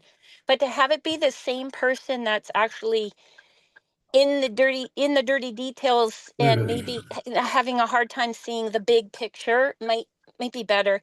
But with that also being said, I would wonder if also the conscom, I know from a letter that I had written with my husband that was dating back, gosh, at least 2 or 3 months ago, asking the select board and conscom to please give a hand. And there's like decisions being made and not information not shared. All the information that you're, I think, talking about with this letter, I don't know what letter you're describing right now, but it isn't the first time you've heard it because we were part of the, several months ago. So George, I know you were feeling maybe we just kind of wait and see or kind of go a little slow. I'm asking if conscom can go a little bit faster and take it as the next step, whatever that next step is, instead of the first step, because the first step was a few months ago. Well, I do remember your letter, and at the time, I think LSC was still getting its feet together and its head together and how they want to operate.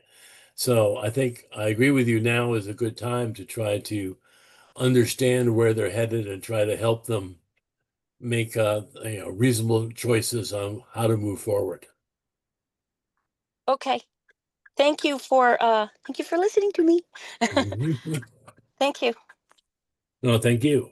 Any other ones from the public like to make a comment?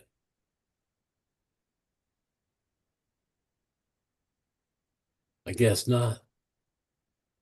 So we've had a discussion. I don't know exactly. I don't think there's any motion for us to do at the moment. We talked about trying to figure out what the select board thinks about this, and it sounds like they're not quite ready yet. And How about I propose that we have this as a agenda item on our next meeting and invite the LSC, not the, besides Brian, maybe 1 or 2 members to have a open and transparent discussion after George or whoever interested parties, Barney, have with Scott having discussion sort of offline to sort of understand the issues and maybe a structure to that discussion. Scott's my neighbor. I can also chat with him too, George. okay. So that it's not an open-ended, like 3-hour long conversation either, but some sort of like bullet point understanding of what the issues are and how we would propose to proceed moving forward. And I like Melissa's suggestions. They seem like reasonable ones, but I like you're saying, George, knowing how the LSC feels about that and not telling them, but asking them how we should best. Yes, we need to be political, shall we say? Yes. But I also don't want I don't want the public to think that these are just going to be behind door conversations either. Because I think the biggest sort of thread along all of these concerns is that there's not this transparency on decision making. So I do think it needs to be discussed in an open meeting, but I do also think that some conversations need to happen offline to understand the contours of the issue and how best to proceed, and then talk about it in public. Okay, I agree with you there. Yeah, and on the political point, I think there's a balance to be struck um between not being too aggressive with LSC, but also, and just sort of further to what Sue was saying, not being seen to be sort of doing nothing and slow walking managing this. Because I think on the political front, the underlying issue here is that the LSE has done a bunch of things that are really unpopular with a lot of people, and they are have not been seen to take those people's dissenting views into account. And that's why I think we're here today. And if LSE continues to do that kind of thing, and if we are seen to be ignoring it or slow walking it, we're going to have a democratic legitimacy problem, all of us, and that needs to not happen. So we need to take and be seen to be taking action to deal with this, I think, and not just slow walking it, even if that means ruffling feathers at LSC, because this kind of trend that has been going on with the way they've been handling some of these things just cannot continue. Right. We do have the statutory authority, if you will, even if we delegate some of it. And that means we also have the responsibility. Completely agree.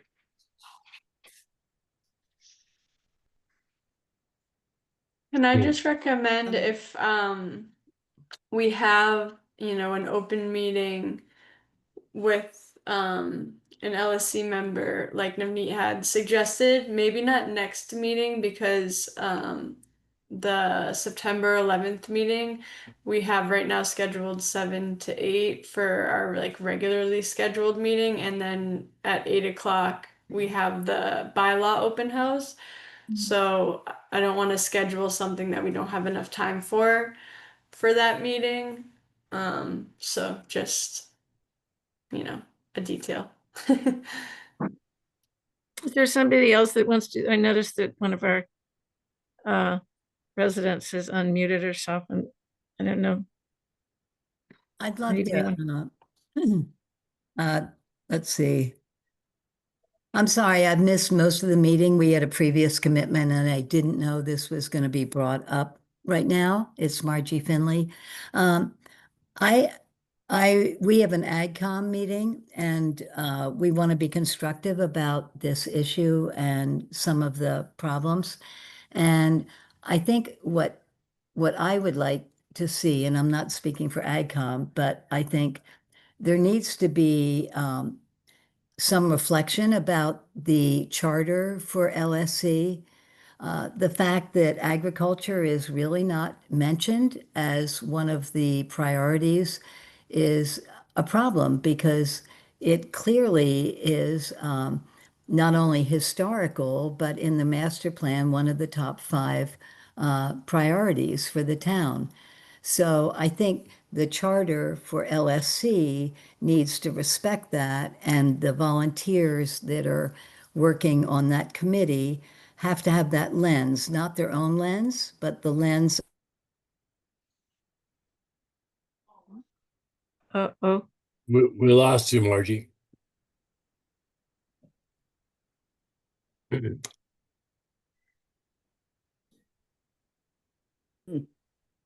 Yeah, she's not on anymore.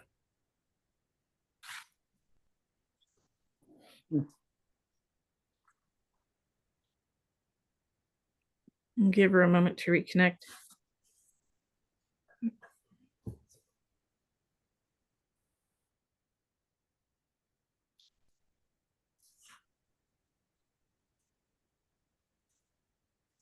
She's raising a good point.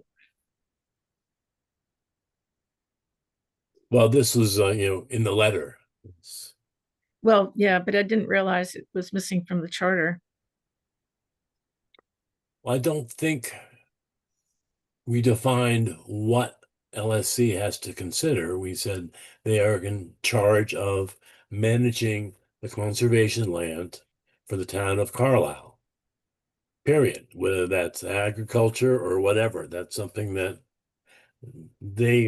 my understanding was that they have to make their best guess decision on how to manage that. And I know at one point they were looking at, seed productions for natural plants and so on. But that goes Margie, back. you back? But that goes back to Melissa's point that any major change in land use, you know, decisions, that should be a discussion with Conscom and not be unilaterally made by LSC, who they don't, in their defense again, not that I'm defending their actions by any means, but it wasn't put in a charter that with like a very specific set of guidelines that this parcel of land is, this is how it's used, and this parcel this, and that now you just go manage it. It was just go manage all of it. Right, I agree with that.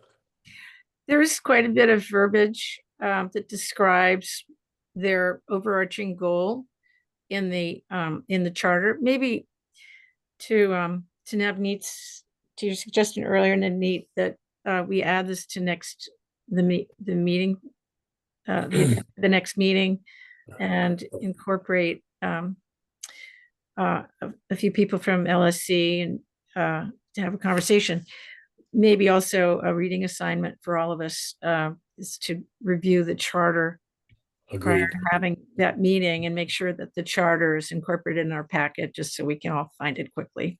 Although it comes up online in a quick Google search. Well, Megan, can you add that to the parcel? And it sounds like it'll be for the meeting after next, because we have no time in the next meeting to discuss this topic because it's going to take too long. So September 25th, maybe? Give us Isn't that enough the same time night to- as our bylaw public hearing? That's the 11th, isn't it? So Yes. the 11th is the open house. Oh, okay, so- right. Yeah, Yeah, but correct me if I'm misinterpreting That's what we right. discussed last Right. meeting. Yeah.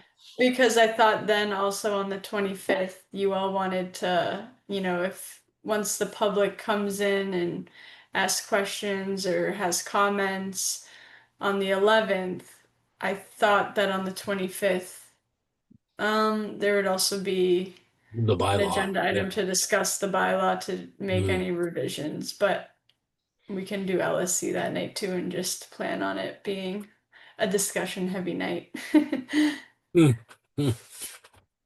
Well, I agree with you. We need to get our act together for the bylaw because November is going to be fast approaching. So I would keep that on the schedule as you have it.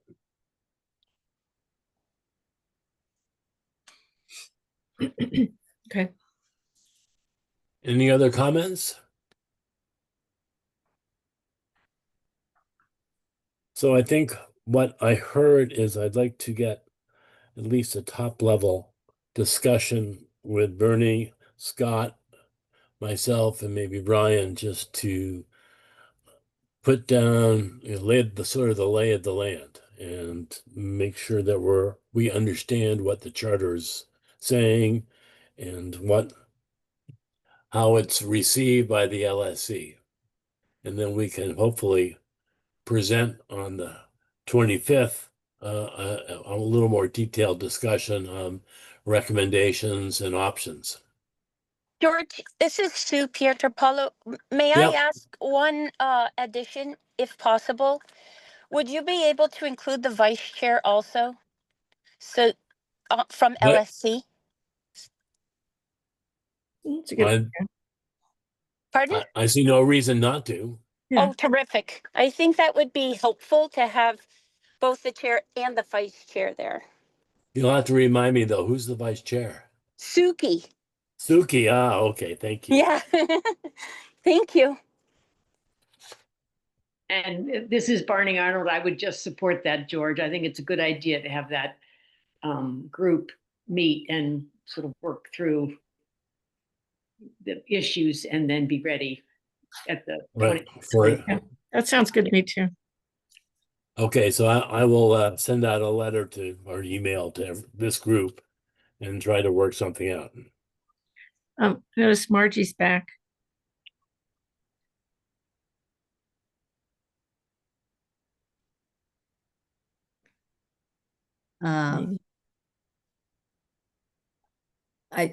I'm sorry, we have bad cell phone reception where I am in Rhode Island. I think I've said my piece. Okay. We want to be constructive and fix this problem. So thank you all for whatever I've missed most of the meeting. So Yeah. thank Yeah. you. Margie, you may not have heard then what George was just saying. George, do you want to just quickly tell Margie what your next step is? We're trying to convene a small group to include LSC, Select Board, and CONSCOM to understand the topics that we as a town would like to address on how LSC is managed and interacts with CONSCOM. And then what we were planning to do is on September 25th, be able to present our recommendation and options to CONSCOM and invite other people to participate in that meeting to help us decide what makes sense in the long term. Okay. I would just, obviously I haven't had time to think about this and follow your discussion, but I wonder if a representative of AgCom should be in that group. At least it should be a part of it. That's been one of the major problems with LSC is that AgCom wasn't notified of any of the meetings for months. Do you have an AgCom representative on LCS? No, we don't. We have LC? some liaisons that have been very supportive of us, but we don't have any representative. Well, it's Margie, I'm just gonna put my 2 cents in here. It might be right or wrong. I completely understand the need for there to be better voice and transparency with the AgCom with LSC, and I think that is a heart of the issue right now as I see it. I might be missing a lot, but that's what I see. I just think that this first conversation needs to be somewhat between the CONSCOM and LSC to just understand sort of the rules of the road, like how do you interact with me? How do I interact with you? Where is our lines drawn? And then the discussion more in the public forum of like priorities of LSC and like putting out there what is the LSC sort of marching orders moving forward. I worry that it'll divulge into a conversation about the topics at hand and not the 30,000-foot view of like what are your marching orders and how do we manage each other. And they'll get down to like the nitty gritty of the actual issues. Does that make sense? Actually, every time I've heard you in a meeting, you've made a lot of sense. And I totally get where you're coming from, and I think you're absolutely right. Yeah, I think there's 2 layers of issues here. Yeah, Specific there are. topics and Thank then you. like also the management of both parties. Yeah, no, thank you very much. George? Sylvia's got her hand up. I think none of the current members of the Conservation Commission are aware that there is somebody on the AgCom who was a longtime Conservation Commission member, and that's John Lee. And he definitely represents agriculture, but he never farmed in Carlisle. So he's got sort of an aerial view, so we say, for agriculture, but also CONSCOM.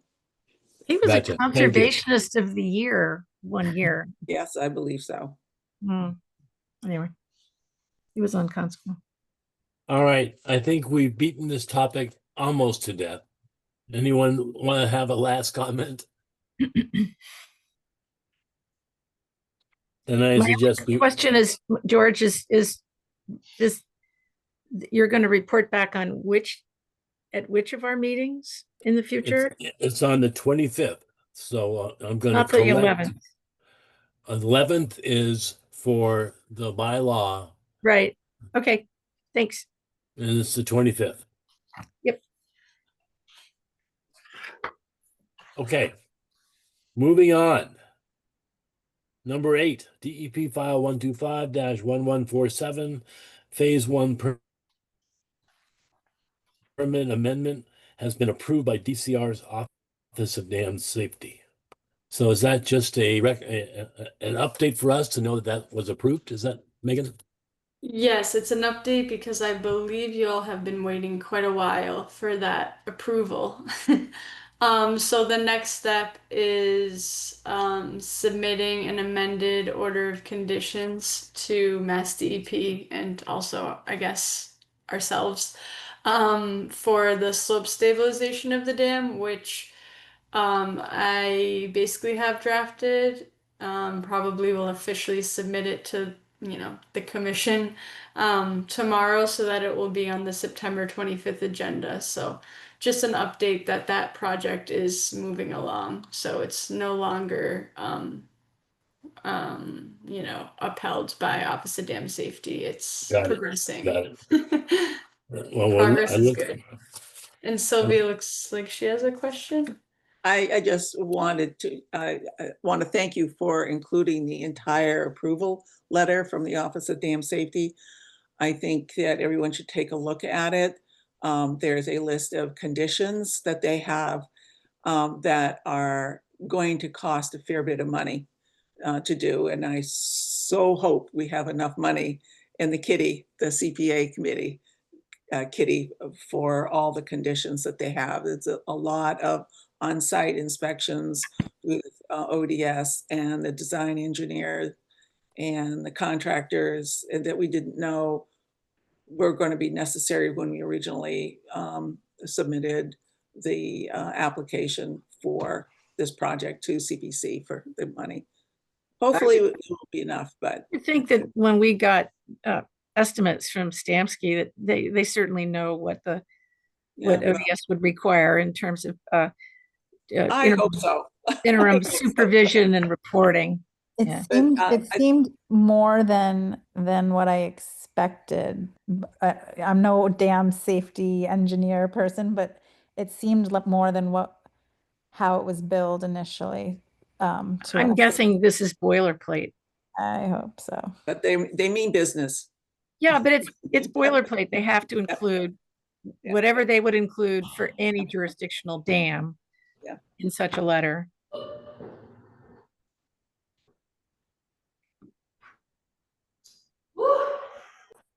Hello. Not my dog. Whoever. All right, moving on. Let's see. We have number 9, discussion of the Cranberry Bog Dam number 1 current conditions. So who's been in charge of those repairs? So, DPW has been incredibly helpful. The two sinkholes, if you want to call them that have popped up in the last month or so, DPW has been quick to fix. Yeah. Pop down. Yeah, right, pop down. So yeah, DPW has been really helpful, but I just wanted to put this on the agenda because I have heard concerns about the dam because this is, the second sinkhole in a month, and I've heard that prior to this there's been other holes and this has been an ongoing issue. So because the Conservation Commission and, well, LSC, but ultimately us, it's our land, so I didn't know if it was so serious that the commission would want to like close the trail or just kind of keep doing what they're doing. Every time a hole comes up, we just put some gravel in it. Just trying to gauge how much of a priority this is for the commissioner, how big the concerns are there, or if you want me to do anything. Well, clearly from the town standpoint, it's a safety issue, and we could, it could become very expensive if we get sued for improper maintenance of trails and so on. So if another sinkhole appears, certainly we need to remediate ASAP. And it would be good to monitor some kind of regular basis. So I could certainly volunteer to be one of the monitors. I live close by, walk my dog there, be happy to help. Okay. Do we want to look for volunteers? How often do we need to monitor this? Once a week? Once every other day? Sylvia had a comment. Go ahead, Sylvia. We had 2 sinkholes open up within 12 days of each other. Mm-hmm. The second sinkhole was, well, first of all, I have no idea how they opened up. Did they open up on their own, or was somebody walking across and they fall through? I mean, the holes were about 16 inches deep. If someone had been on a bike, they might have, gone right over their handlebars. The second sinkhole was about twice the size of a foot in length. And the scary part of that was that it kept going underneath the surface of the dam, so that there wasn't as much open hole as there was soil missing under the trail. So it was a kind of a creepy feeling walking across the surface of that dam. When we had a drought 3 years ago, I walked all along the base of that dam on the pond side because there was no pond there anymore. And that entire upstream slope is undermined by, at that point, by at least 2 feet. And so that when someone were to walk over on the side of that, they would not be walking on solid ground. They'd be walking on ground that's sort of sitting up over air or water. And since then, the pond has filled twice at least. And every time it fills with water there, it's starting to erode soil further in from underneath. So I'm not a dam expert at all, but I'm kind of concerned. And the dam, according to the rules and regulations of the Office of Dam Safety, needs to be mowed and kept clear of plants. And part of the reason for that is so you can see things like this that are going on. And that whole upper edge is scalloped. It's in and out and in and out up to the, I mean, I showed you, Melissa, some of those places. Yep. And I'm worried about it. I'm worried. Yeah, I agree. Needs to be mowed. And also, so what about if One more thing. Sorry. It has to be mowed now by hand. You cannot send a piece of mowing equipment across that. Right, but we could use weed whackers. We just need a squad absolutely. of, I have one, I've got extra batteries. I know other people have them. We could go quickly do that. And I raised that, but I got pushback from Brian, who said we don't mow in the summer because of pollinators. And I was thinking, yeah, but we're just talking about the damn crest. We're not talking about mowing the whole bog. This is public safety. This is public safety. And so I think weed whackers, I mean, that's another thing I would volunteer for and get help with from others too. But also using one of those big iron pry bars, I could bring my iron pry bar and I could just test all the way along the crest and see if we have some vulnerable places that are about to break through. And we could do some careful checking of the dam. We also in parallel need to start the repairs that ODS has now approved that we undertake. I think ultimately that's the thing, Melissa. I think that the mowing and that, I'm just going to put it out there. It makes me a little nervous for anybody to take upon themselves, the person monitoring and checking on the safety of the area with whatever frequency, because then you're kind of taking it upon yourself to say that that area is safe for people to walk or ride bike. I'm just putting that out there. I don't know how. We could put a sign up that said, we've had sinkholes, use at your own risk, be careful. Well, can't and we also just... the land stewards, friends of the dam, the friends of the bog could be mowing the crest. They are authorized to do that, and we can serve as volunteers to swell their ranks. They could organize a mow day, a weed whack day, and we can, just like we did work on last winter, at the bog, we can turn out in force and take care of it. And under their aegis of the land friends of the bog group. I think it sounds like a good idea. The safety piece, somebody injuring themselves, and then the town. Well, let's hang a sign and say, we've had sinkholes, use at your own risk. You I know, we think could it needs to include be stronger than that. pictures. We I could think we include need, pictures of the I think we sinkholes. need to close the dam to pedestrian and bicycle traffic. There are other places to You mean walk. to people too? I would think so, because You know, you can stumble over a root in the trail too. I mean, you know, This is man-made. Uh, The time, man-made holes. This is. that's a man-made dam. They, the timing is interesting because we've now got the approval from ODS. Now there needs to be a request to amend the order of conditions. So that will be on the agenda for the September 25th meeting. So after that, there's a 10-day appeal period. Then at some point, the project has to go out to bid, and that takes time. And you're getting into November, December at that point. Well, can't we accelerate it by doing those things in parallel? Not sure what. Well, the first thing we could do is to- we can vote on to issue the amended order of conditions at the next meeting on September 11th, because it won't No, take it's very a long. no, it's a wetland filing thing. No.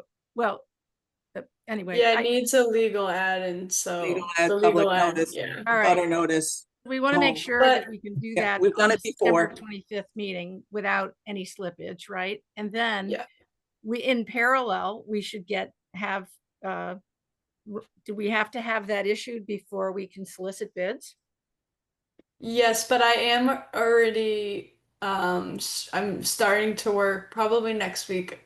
I'll really try to dive into it, doing the scope of work and preparing, like a RFP. I'll be working with Ryan to work on those materials so that we can do it in parallel. So that, the idea is once the commission issues the order of conditions and we wait for the appeal period to pass, then we're ready to put the project out to The bid bids right out, then. yeah. So we're Why do we need preparing that now. Why do we need an appeal period since there are no abutters anywhere near the dam, really? Well, there are butters within 100 feet, and it's just a regulation. So any order that we issue has a 10-day appeal period, because Mass DEP could also appeal. It's not just the butters. Okay, but I don't think there are butters within 100 feet of the dam. There is. Who's that? I just got a list from the assessor's office today. There's like a dozen or so. Because it's the entire parcel. Oh, 100 feet of the cranberry bog. Yeah, so like because the dam is on 750 Curve Street, it's everyone within 100 feet of that parcel, not just the of dam. the entire cranberry bog. Yeah. Yeah. Got it. Okay. The other thing that I would like to recommend doing as soon as possible is the plan that the commission has approved is only for the dam, but there's going to be impacts in other places, like picking out a place for storage of fill material to stockpiling areas. Where does the crew park? How do we make sure that the trucks that are bringing in all this material in their big trucks get to stay on the dikes and where we want them to be? And having a couple of members of the commission out there ahead of time, and from land stewards and even DPW perhaps, as well, taking a look and picking out some places ahead of time, because the contractors are going to need to know this kind of information. And they'll probably come up with some of their own ideas too, but it's good for the commission to have a few ideas of its own. Right. Mark told me one time that we make that part of the fell off So we should discuss. We should discuss that when the amendment item is on the agenda. Maybe not tonight, but it's something to definitely keep in mind if the commissioners are out there going for walks before, to keep in mind areas, everything that Sylvia mentioned. But maybe we further discuss that at the public hearing for that item. But I just wanted to figure out my action items for this. So I think what I gathered from the discussion is I should contact Brian, probably from LSC, and see if they have any action plan to do the weed whacking or, hand mowing along the dam, because I believe they did discuss that at one of their meetings. So I'll check in with him on that, because that seems like something that needs to be done for safety reasons. And then maybe if any of the commissioners, I know Melissa have volunteered to go out and kind of keep an eye on it over these next weeks to see if anything else pops up. Hopefully not, but to see what kind of condition it's in. And then in the short term, we can put up maybe a sign. Is that where we ended up on that? A sign that, says something to the extent of proceed with caution, or Danger. watch your step, no bike, I don't know, something like that in the short term. Is that what you all would like? And I can also relay this to LSC to, keep that line of communication clear. Yeah, I think that's good. And I would also add that maybe on your RFP, that the contractors who bid on the dam repairs should be prepared to speak to their plan for stockpiling, crew parking, equipment moving, and so forth. Okay.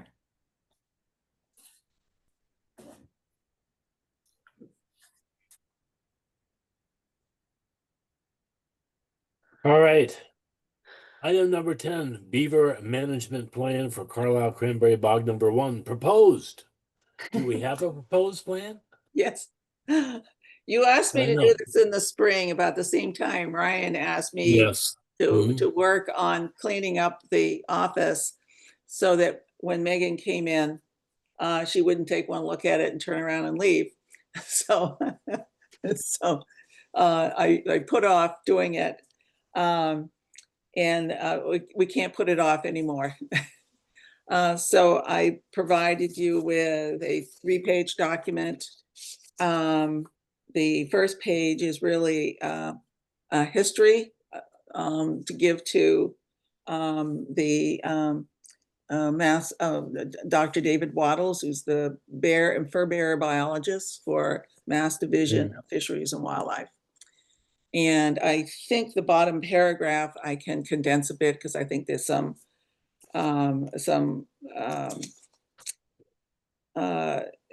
repetition there that I can sort of screen out, but not make any big changes. But I didn't know.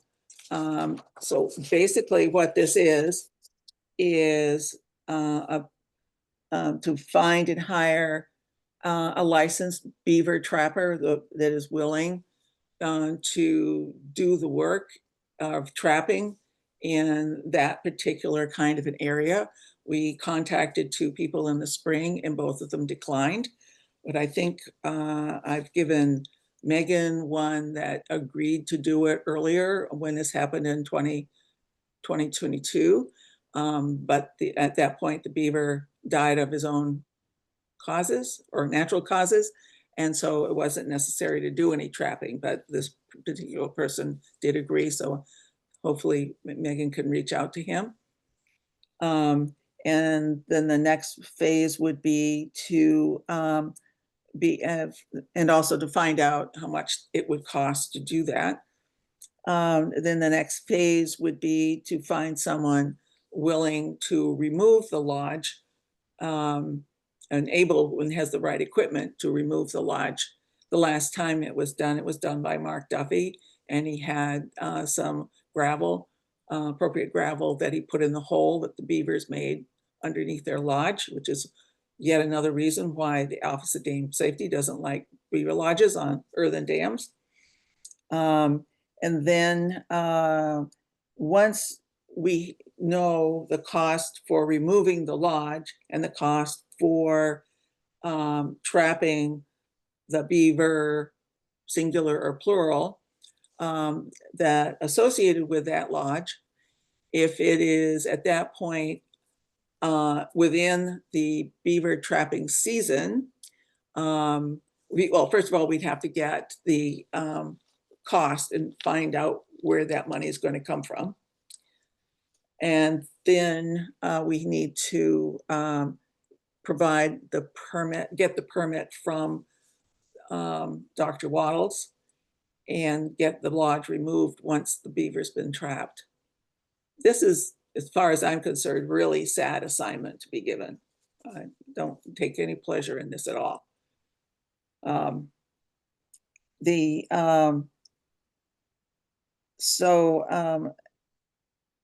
After that has all been done, then what he's after is an ongoing beaver management, and that would require monitoring. And that can be done or could be done by members of the Conservation Commission, can be done by the land stewards, and it can be done by the Friends of the Bog.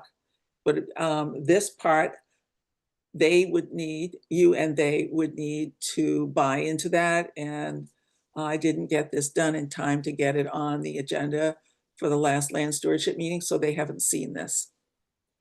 And then once everything is all done, and at some point someone finds that a lodge is under construction, then they need to contact the office and office staff, and whoever found it can go out and do a site visit and confirm, yes, that looks like a lodge, and get in touch with Dr. Waddles if that's what he would like the commission to do. Once we find a lodge under construction again, and get the permit. If the trapping that needs to be done is outside of the legal trapping season, which is December 1st to April 13th or 15th or something like that, then the trapping needs to get a permit from the Carlisle Board of Health, and it's a 10-day period. And I also mentioned that before removing the lodge, there needs to be erosion control installed as well, and an idea of where the beaver lodge material is going to go and be stored. So that's the plan that I came up with.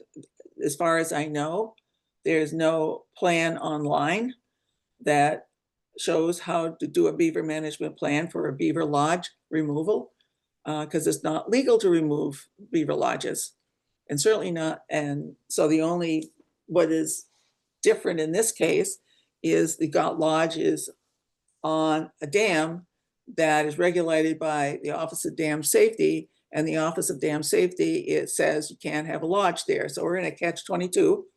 And so we need to go through this process to get permission. And you can't fix the dam and do the work on the dam with a lodge there. Do you see anything that needs any changes? Did you get a chance to read it? Yes, I liked it. It was great. Sylvia, really, thank you so much for this. I have a question for you. Can we get permission? Can we at least get permission? Can we also get permission to discourage or dismantle any incipient lodges that beavers try to apply to the upstream face of the dam once the existing lodge has been removed? In other words, we don't want to have to go through this whole process multiple times while we solicit bids to repair the dam. Well, chances are once the beavers are trapped and the lodge is removed, it's going to be clear for a little while. The management plan is really, the first phase is to deal with the existing situation. And then section B in this, the ongoing beaver management, is monitoring. And so that in the future, if it looks like there's some beaver lodge construction going on, and again, the slopes of this dam need to be mowed regularly so you can see it. Right now, you can barely see the thing because there's so much vegetation there. I've been out there a couple times this week. And the other thing too is it's conceivable that with this new treatment of the upstream slope, that, I mean, there's a mesh underneath the soil, and it might discourage future beaver lodge construction. I don't know if it will, but it's certainly different from what's there now, and it might be a better solution than what we had before but there is going to need to be monitoring, at least for a while. Basically, we've had 2 lodges within 3 years, and we never had a report of that ever before. They're going to come back. They're pretty persistent. But you know, there's a lot of acres of that cranberry bog. They don't need to choose that spot. Well, maybe tending will help. I don't know if we could maybe vote to tell, to please direct LSC to direct the Friends of the Bog to kindly mow the dam, but, you know, hand mow the dam. That would be a good idea. Well, in order to remove the lodge anyway, that area is going to have to be mowed just for purposes of visibility. Yep. It's also the rules. There's 40 acres of nice plants out there for and this is a regulated dam. What's our process though for asking LSC to please take care of this, the hand mowing? It's overdue. The Conservation Commission owns the property. I would think that I mean, I think it's a public safety thing. The problem is it's got to be done by hand, because the thought of someone driving a rider mower over that thing and having the dam give out and him ending up in the pond with whirring cutting blades around him, it just I wouldn't sleep at night. But will a weed whacker do it? I don't know if there's a choice. Okay, so can we? So I think when I talked to Brian, he said LSC had already discussed it. I just don't think they've done anything, but I can check on that. Like, Well, they told me that they discussed so- it and decided not to mow until winter or something. If they did do that, I can relay that at our meeting, the commission was in favor of it being mowed, because as Sylvia said, you know, it is conservation land ultimately. Because it's a commission jurisdictional dam. has jurisdiction. But I can talk to Brian offline about what LSC has already voted, and if they need to put it on their next agenda, then they can discuss it then. But I'm not sure it's worth belaboring at this meeting over, because I think we need to talk to LSC about it. I will They need say to that explain that they need to get it done, and that there are plenty of pollinators at the bog, and that this is a safety and a jurisdictional dam issue. Mm-hmm. I will it say needs that to they be have done. done some mowing out there, very tight to the trail. And I don't know what he used for equipment, but it would have been within the last 3 or 4 days. I walked along it, and then I saw him at the last land stewardship meeting, and he said he had he'd gone across the dam very carefully. He didn't say what he used, but he widened the vegetation just a tiny bit. I barely noticed that it was done. It's public safety. Yeah. Right. You can, Christina, you've had your hand up for a long time. Hi, thank you. I have 2 questions, if I may. Because this is a recurring problem, I know there was a whole discussion a while back about putting riprap, not putting riprap, putting the mesh or other options that were going to be researched. Is there anything that can be done to prevent? Not guessing maybe it will, but is there anything that has been known to actually prevent additional lodges being constructed. And my other question is, if it's monitored and there's signs of a lodge being constructed, is there a cutoff point, if you will, legally speaking, before which a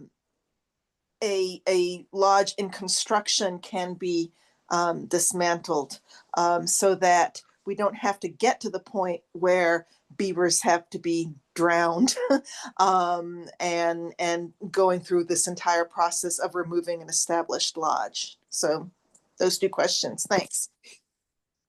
I can't answer that. In my back and forth with Dr. Waddles, he's pretty clear that the lodge can't be removed until beavers have to be trapped, and it is illegal to move wildlife from one spot to another. Apparently, it's not even good for the wildlife that you're trying to save. I don't know if someone were to walk across the dam and see a dozen sticks or so that are in a pile, who's going to know if a few of them suddenly disappear? But my experience with beaver dams is that people who try to remove them find them very well constructed by the next day. They're pretty fast. Yeah. Is there any kind of scent you can put down that deters beavers? Probably wolf scent. Bears. Bear. Wolves are they probably wouldn't know what a wolf smell like, but. But is there anything that can be put down that makes it unappealing, like physically put down, that makes it unappealing to beavers? I mean, we're hoping that this new treatment that with the mesh might do that. Yeah, the consultant that met with us by Zoom at one of our meetings explained that they won't chew into it. It ruins the enamel on their teeth. They seem to know it. They do not. It discourages it. It doesn't. Burrowing animals don't penetrate it. I hope that's the case. Thanks. So do I. Yeah, that's one of the reasons we thought it was a good solution. And we put it in the management plan. Yeah, and ODS has approved it. So we're ready with that. I have a procedural question. So like at the meeting tonight for this beaver management plan, is this something that the commission is gonna approve to use going forward? Or is this something that's gonna go to LSC and then it's gonna be carried out? You know, I'm just wondering, like, if this gets approved tonight, if I should take charge on it, or are we passing it to LSC? I'm I think happy it to should go to take charge. LSC. They get to buy in. It goes to LSC. I thought LSC didn't do the wetlands piece. Well, it's management. It's not wetland permitting. It's It in is. a wet area. We have to file we're the ones filing the NOI, right? No, she's talking about the management plan. Oh, I thought you were talking the beaver management plan, but we're talking about beaver management on the dam. We're not talking about beaver management for the whole bog, are we? No, just for the dam. Just for the dam. And my understanding is, I don't know, is LSC responsible for managing the dam? They're not doing the permitting for dam repairs. I would suspect that's Conservation Commission. Okay. Well, what we need is them to buy into monitoring the dam in the future for early lodge building. Yes. And for not only CONSCOM members that go out there, but land stewards and friends of the bog. They all need to say, yes, I'm willing to do that in the future. Are you? Oh, So yeah, I am. Maybe the commission adopts the plan and then LSC can help administer it in terms of the monitoring. But sounds good. Concom can, okay. I just hate to have something in there that's adopted that's telling other boards or other committees what they need to do without them even knowing it. Yeah. That's, And yeah. herein lies the original issue at hand. So, Yes, Correct. yes. Yeah. so, but I think that just floating it, it's asking slash telling LSC to review this, but it's ultimately under our purview to approve this management plan. But I think before we approve it, just out of common courtesy, just floating it by them first. That's a good idea. Get their comments in case we can improve it. Mhm. And I would like to adjust the bottom paragraph of the front page, which really isn't the management plan itself. It's more of a history, because I think it's repetitive and I like to take some of the repetition out, that's all. You have our permission. Go ahead. So I think I when would we drafted like their 4 of comments? these. When would we like their comments back before our next, Sure. before the 25th, right? So that we can vote on it on the 25th? Or, yeah, I don't know when the land stewards meet next. Or you could authorize me to make those little tweaks in the bottom paragraph and have me send it on to the land stewards for their next meeting. Well, I think Megan should do that, right? Forward it, no? We can Good. work together on it and Okay. then I can send it to whoever. Yeah. Okay, Or that's a good plan. But if we could ask them for their comments back in time for us to then move on it in our next meeting. okay. Yeah, so we can finalize it ahead of the next meeting and then vote on it and we can get cracking. And get it sent to Dr. Waddles for his approval, because we can't do anything until we get his approval, and we don't Right. know how long that's going to take. I mean, ideally, we would get this approved, we'd get the lodge removed, we'd get the RFP done, and Yeah. we'd be able to fix the dam this year. Yeah, well, we'll hope. That's going to be tight. Let's try anyway. Yeah, it's worth trying. All right. I think we have a quasi plan, shall we say, moving forward. There's one more item on the list here, discussion of the conservation's feedback on the planning board's MBTA site evaluation scoring key. Well, lucky for you all, I put this on the agenda hoping I'd have time to do it with Sylvia, and I didn't have time. So we don't have to discuss it tonight. We'll get together next week. Yeah, next time, hopefully, Oh man, I'll have that was time. really- I know, Oh I know. man, right. Sorry, We've you done have to it go to bed once. early. You got to do it again. So I'm worried that we're getting a lot of things going on. We have the 11th and the 25th, and there are some very important items, and MBTA is clearly one of them. Are we going to try to tackle that on the 11th, or are we going to wait till the 25th, which is when we're doing? The agenda for the 11th, I think so far is pretty light.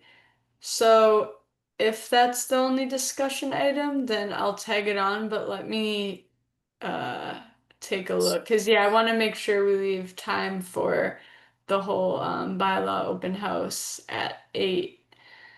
And actually another another date to throw in the mix just to confuse everyone.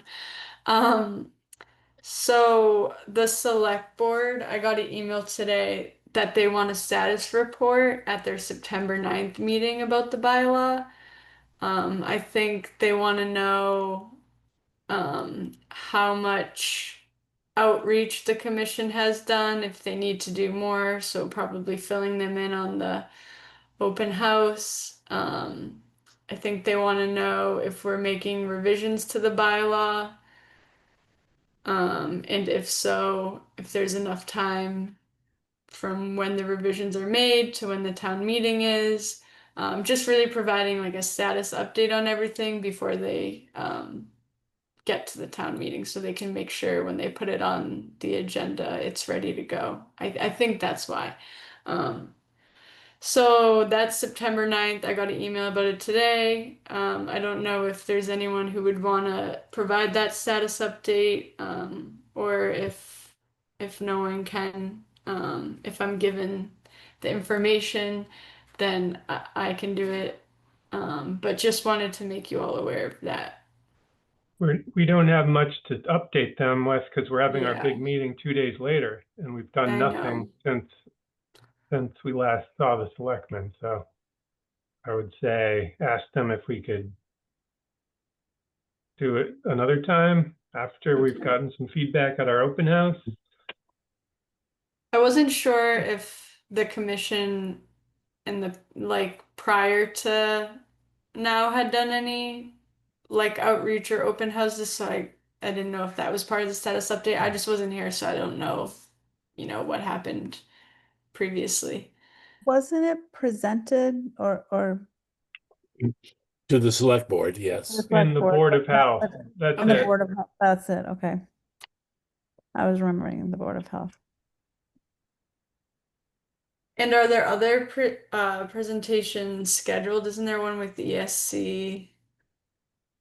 I don't need to throw out any more dates, but Yeah, the ESC is supposed to coordinate with that. okay. All right, let me see. I'll reach out and see if it's even necessary for us to be there if we don't have much of a status update. Christina has her hand up. I don't know if you'd like her to speak, George. Sure, Christina, what's on your mind? Hi, I actually just sent an email this evening during the meeting confirming that we have you on the agenda for the 4th, our ESC meeting on the 4th. I believe Alex Para is planning on presenting the wetland bylaw amendment to ESC. Yeah, you're on the agenda. And if you prefer not to be, that's not a problem too. No, that's great. Alex has agreed to do that. I know Dan was busy. Excellent. So it'll be around 7:15-ish on the 4th. Thanks. Thank you. All right. We can talk for another 12 minutes and then it'll be 10 o'clock. I move to adjourn. Finally. I Go ahead. Third, we'll take a roll call vote. I'll start with Nick. Nick had to jump off. Oh, he did already? Okay. Navneet, Aye. Melissa, Aye. Dan, I and the chair votes aye. Meeting is closed. Thank Good you, night, George. everybody. Thank you, guys. Bye.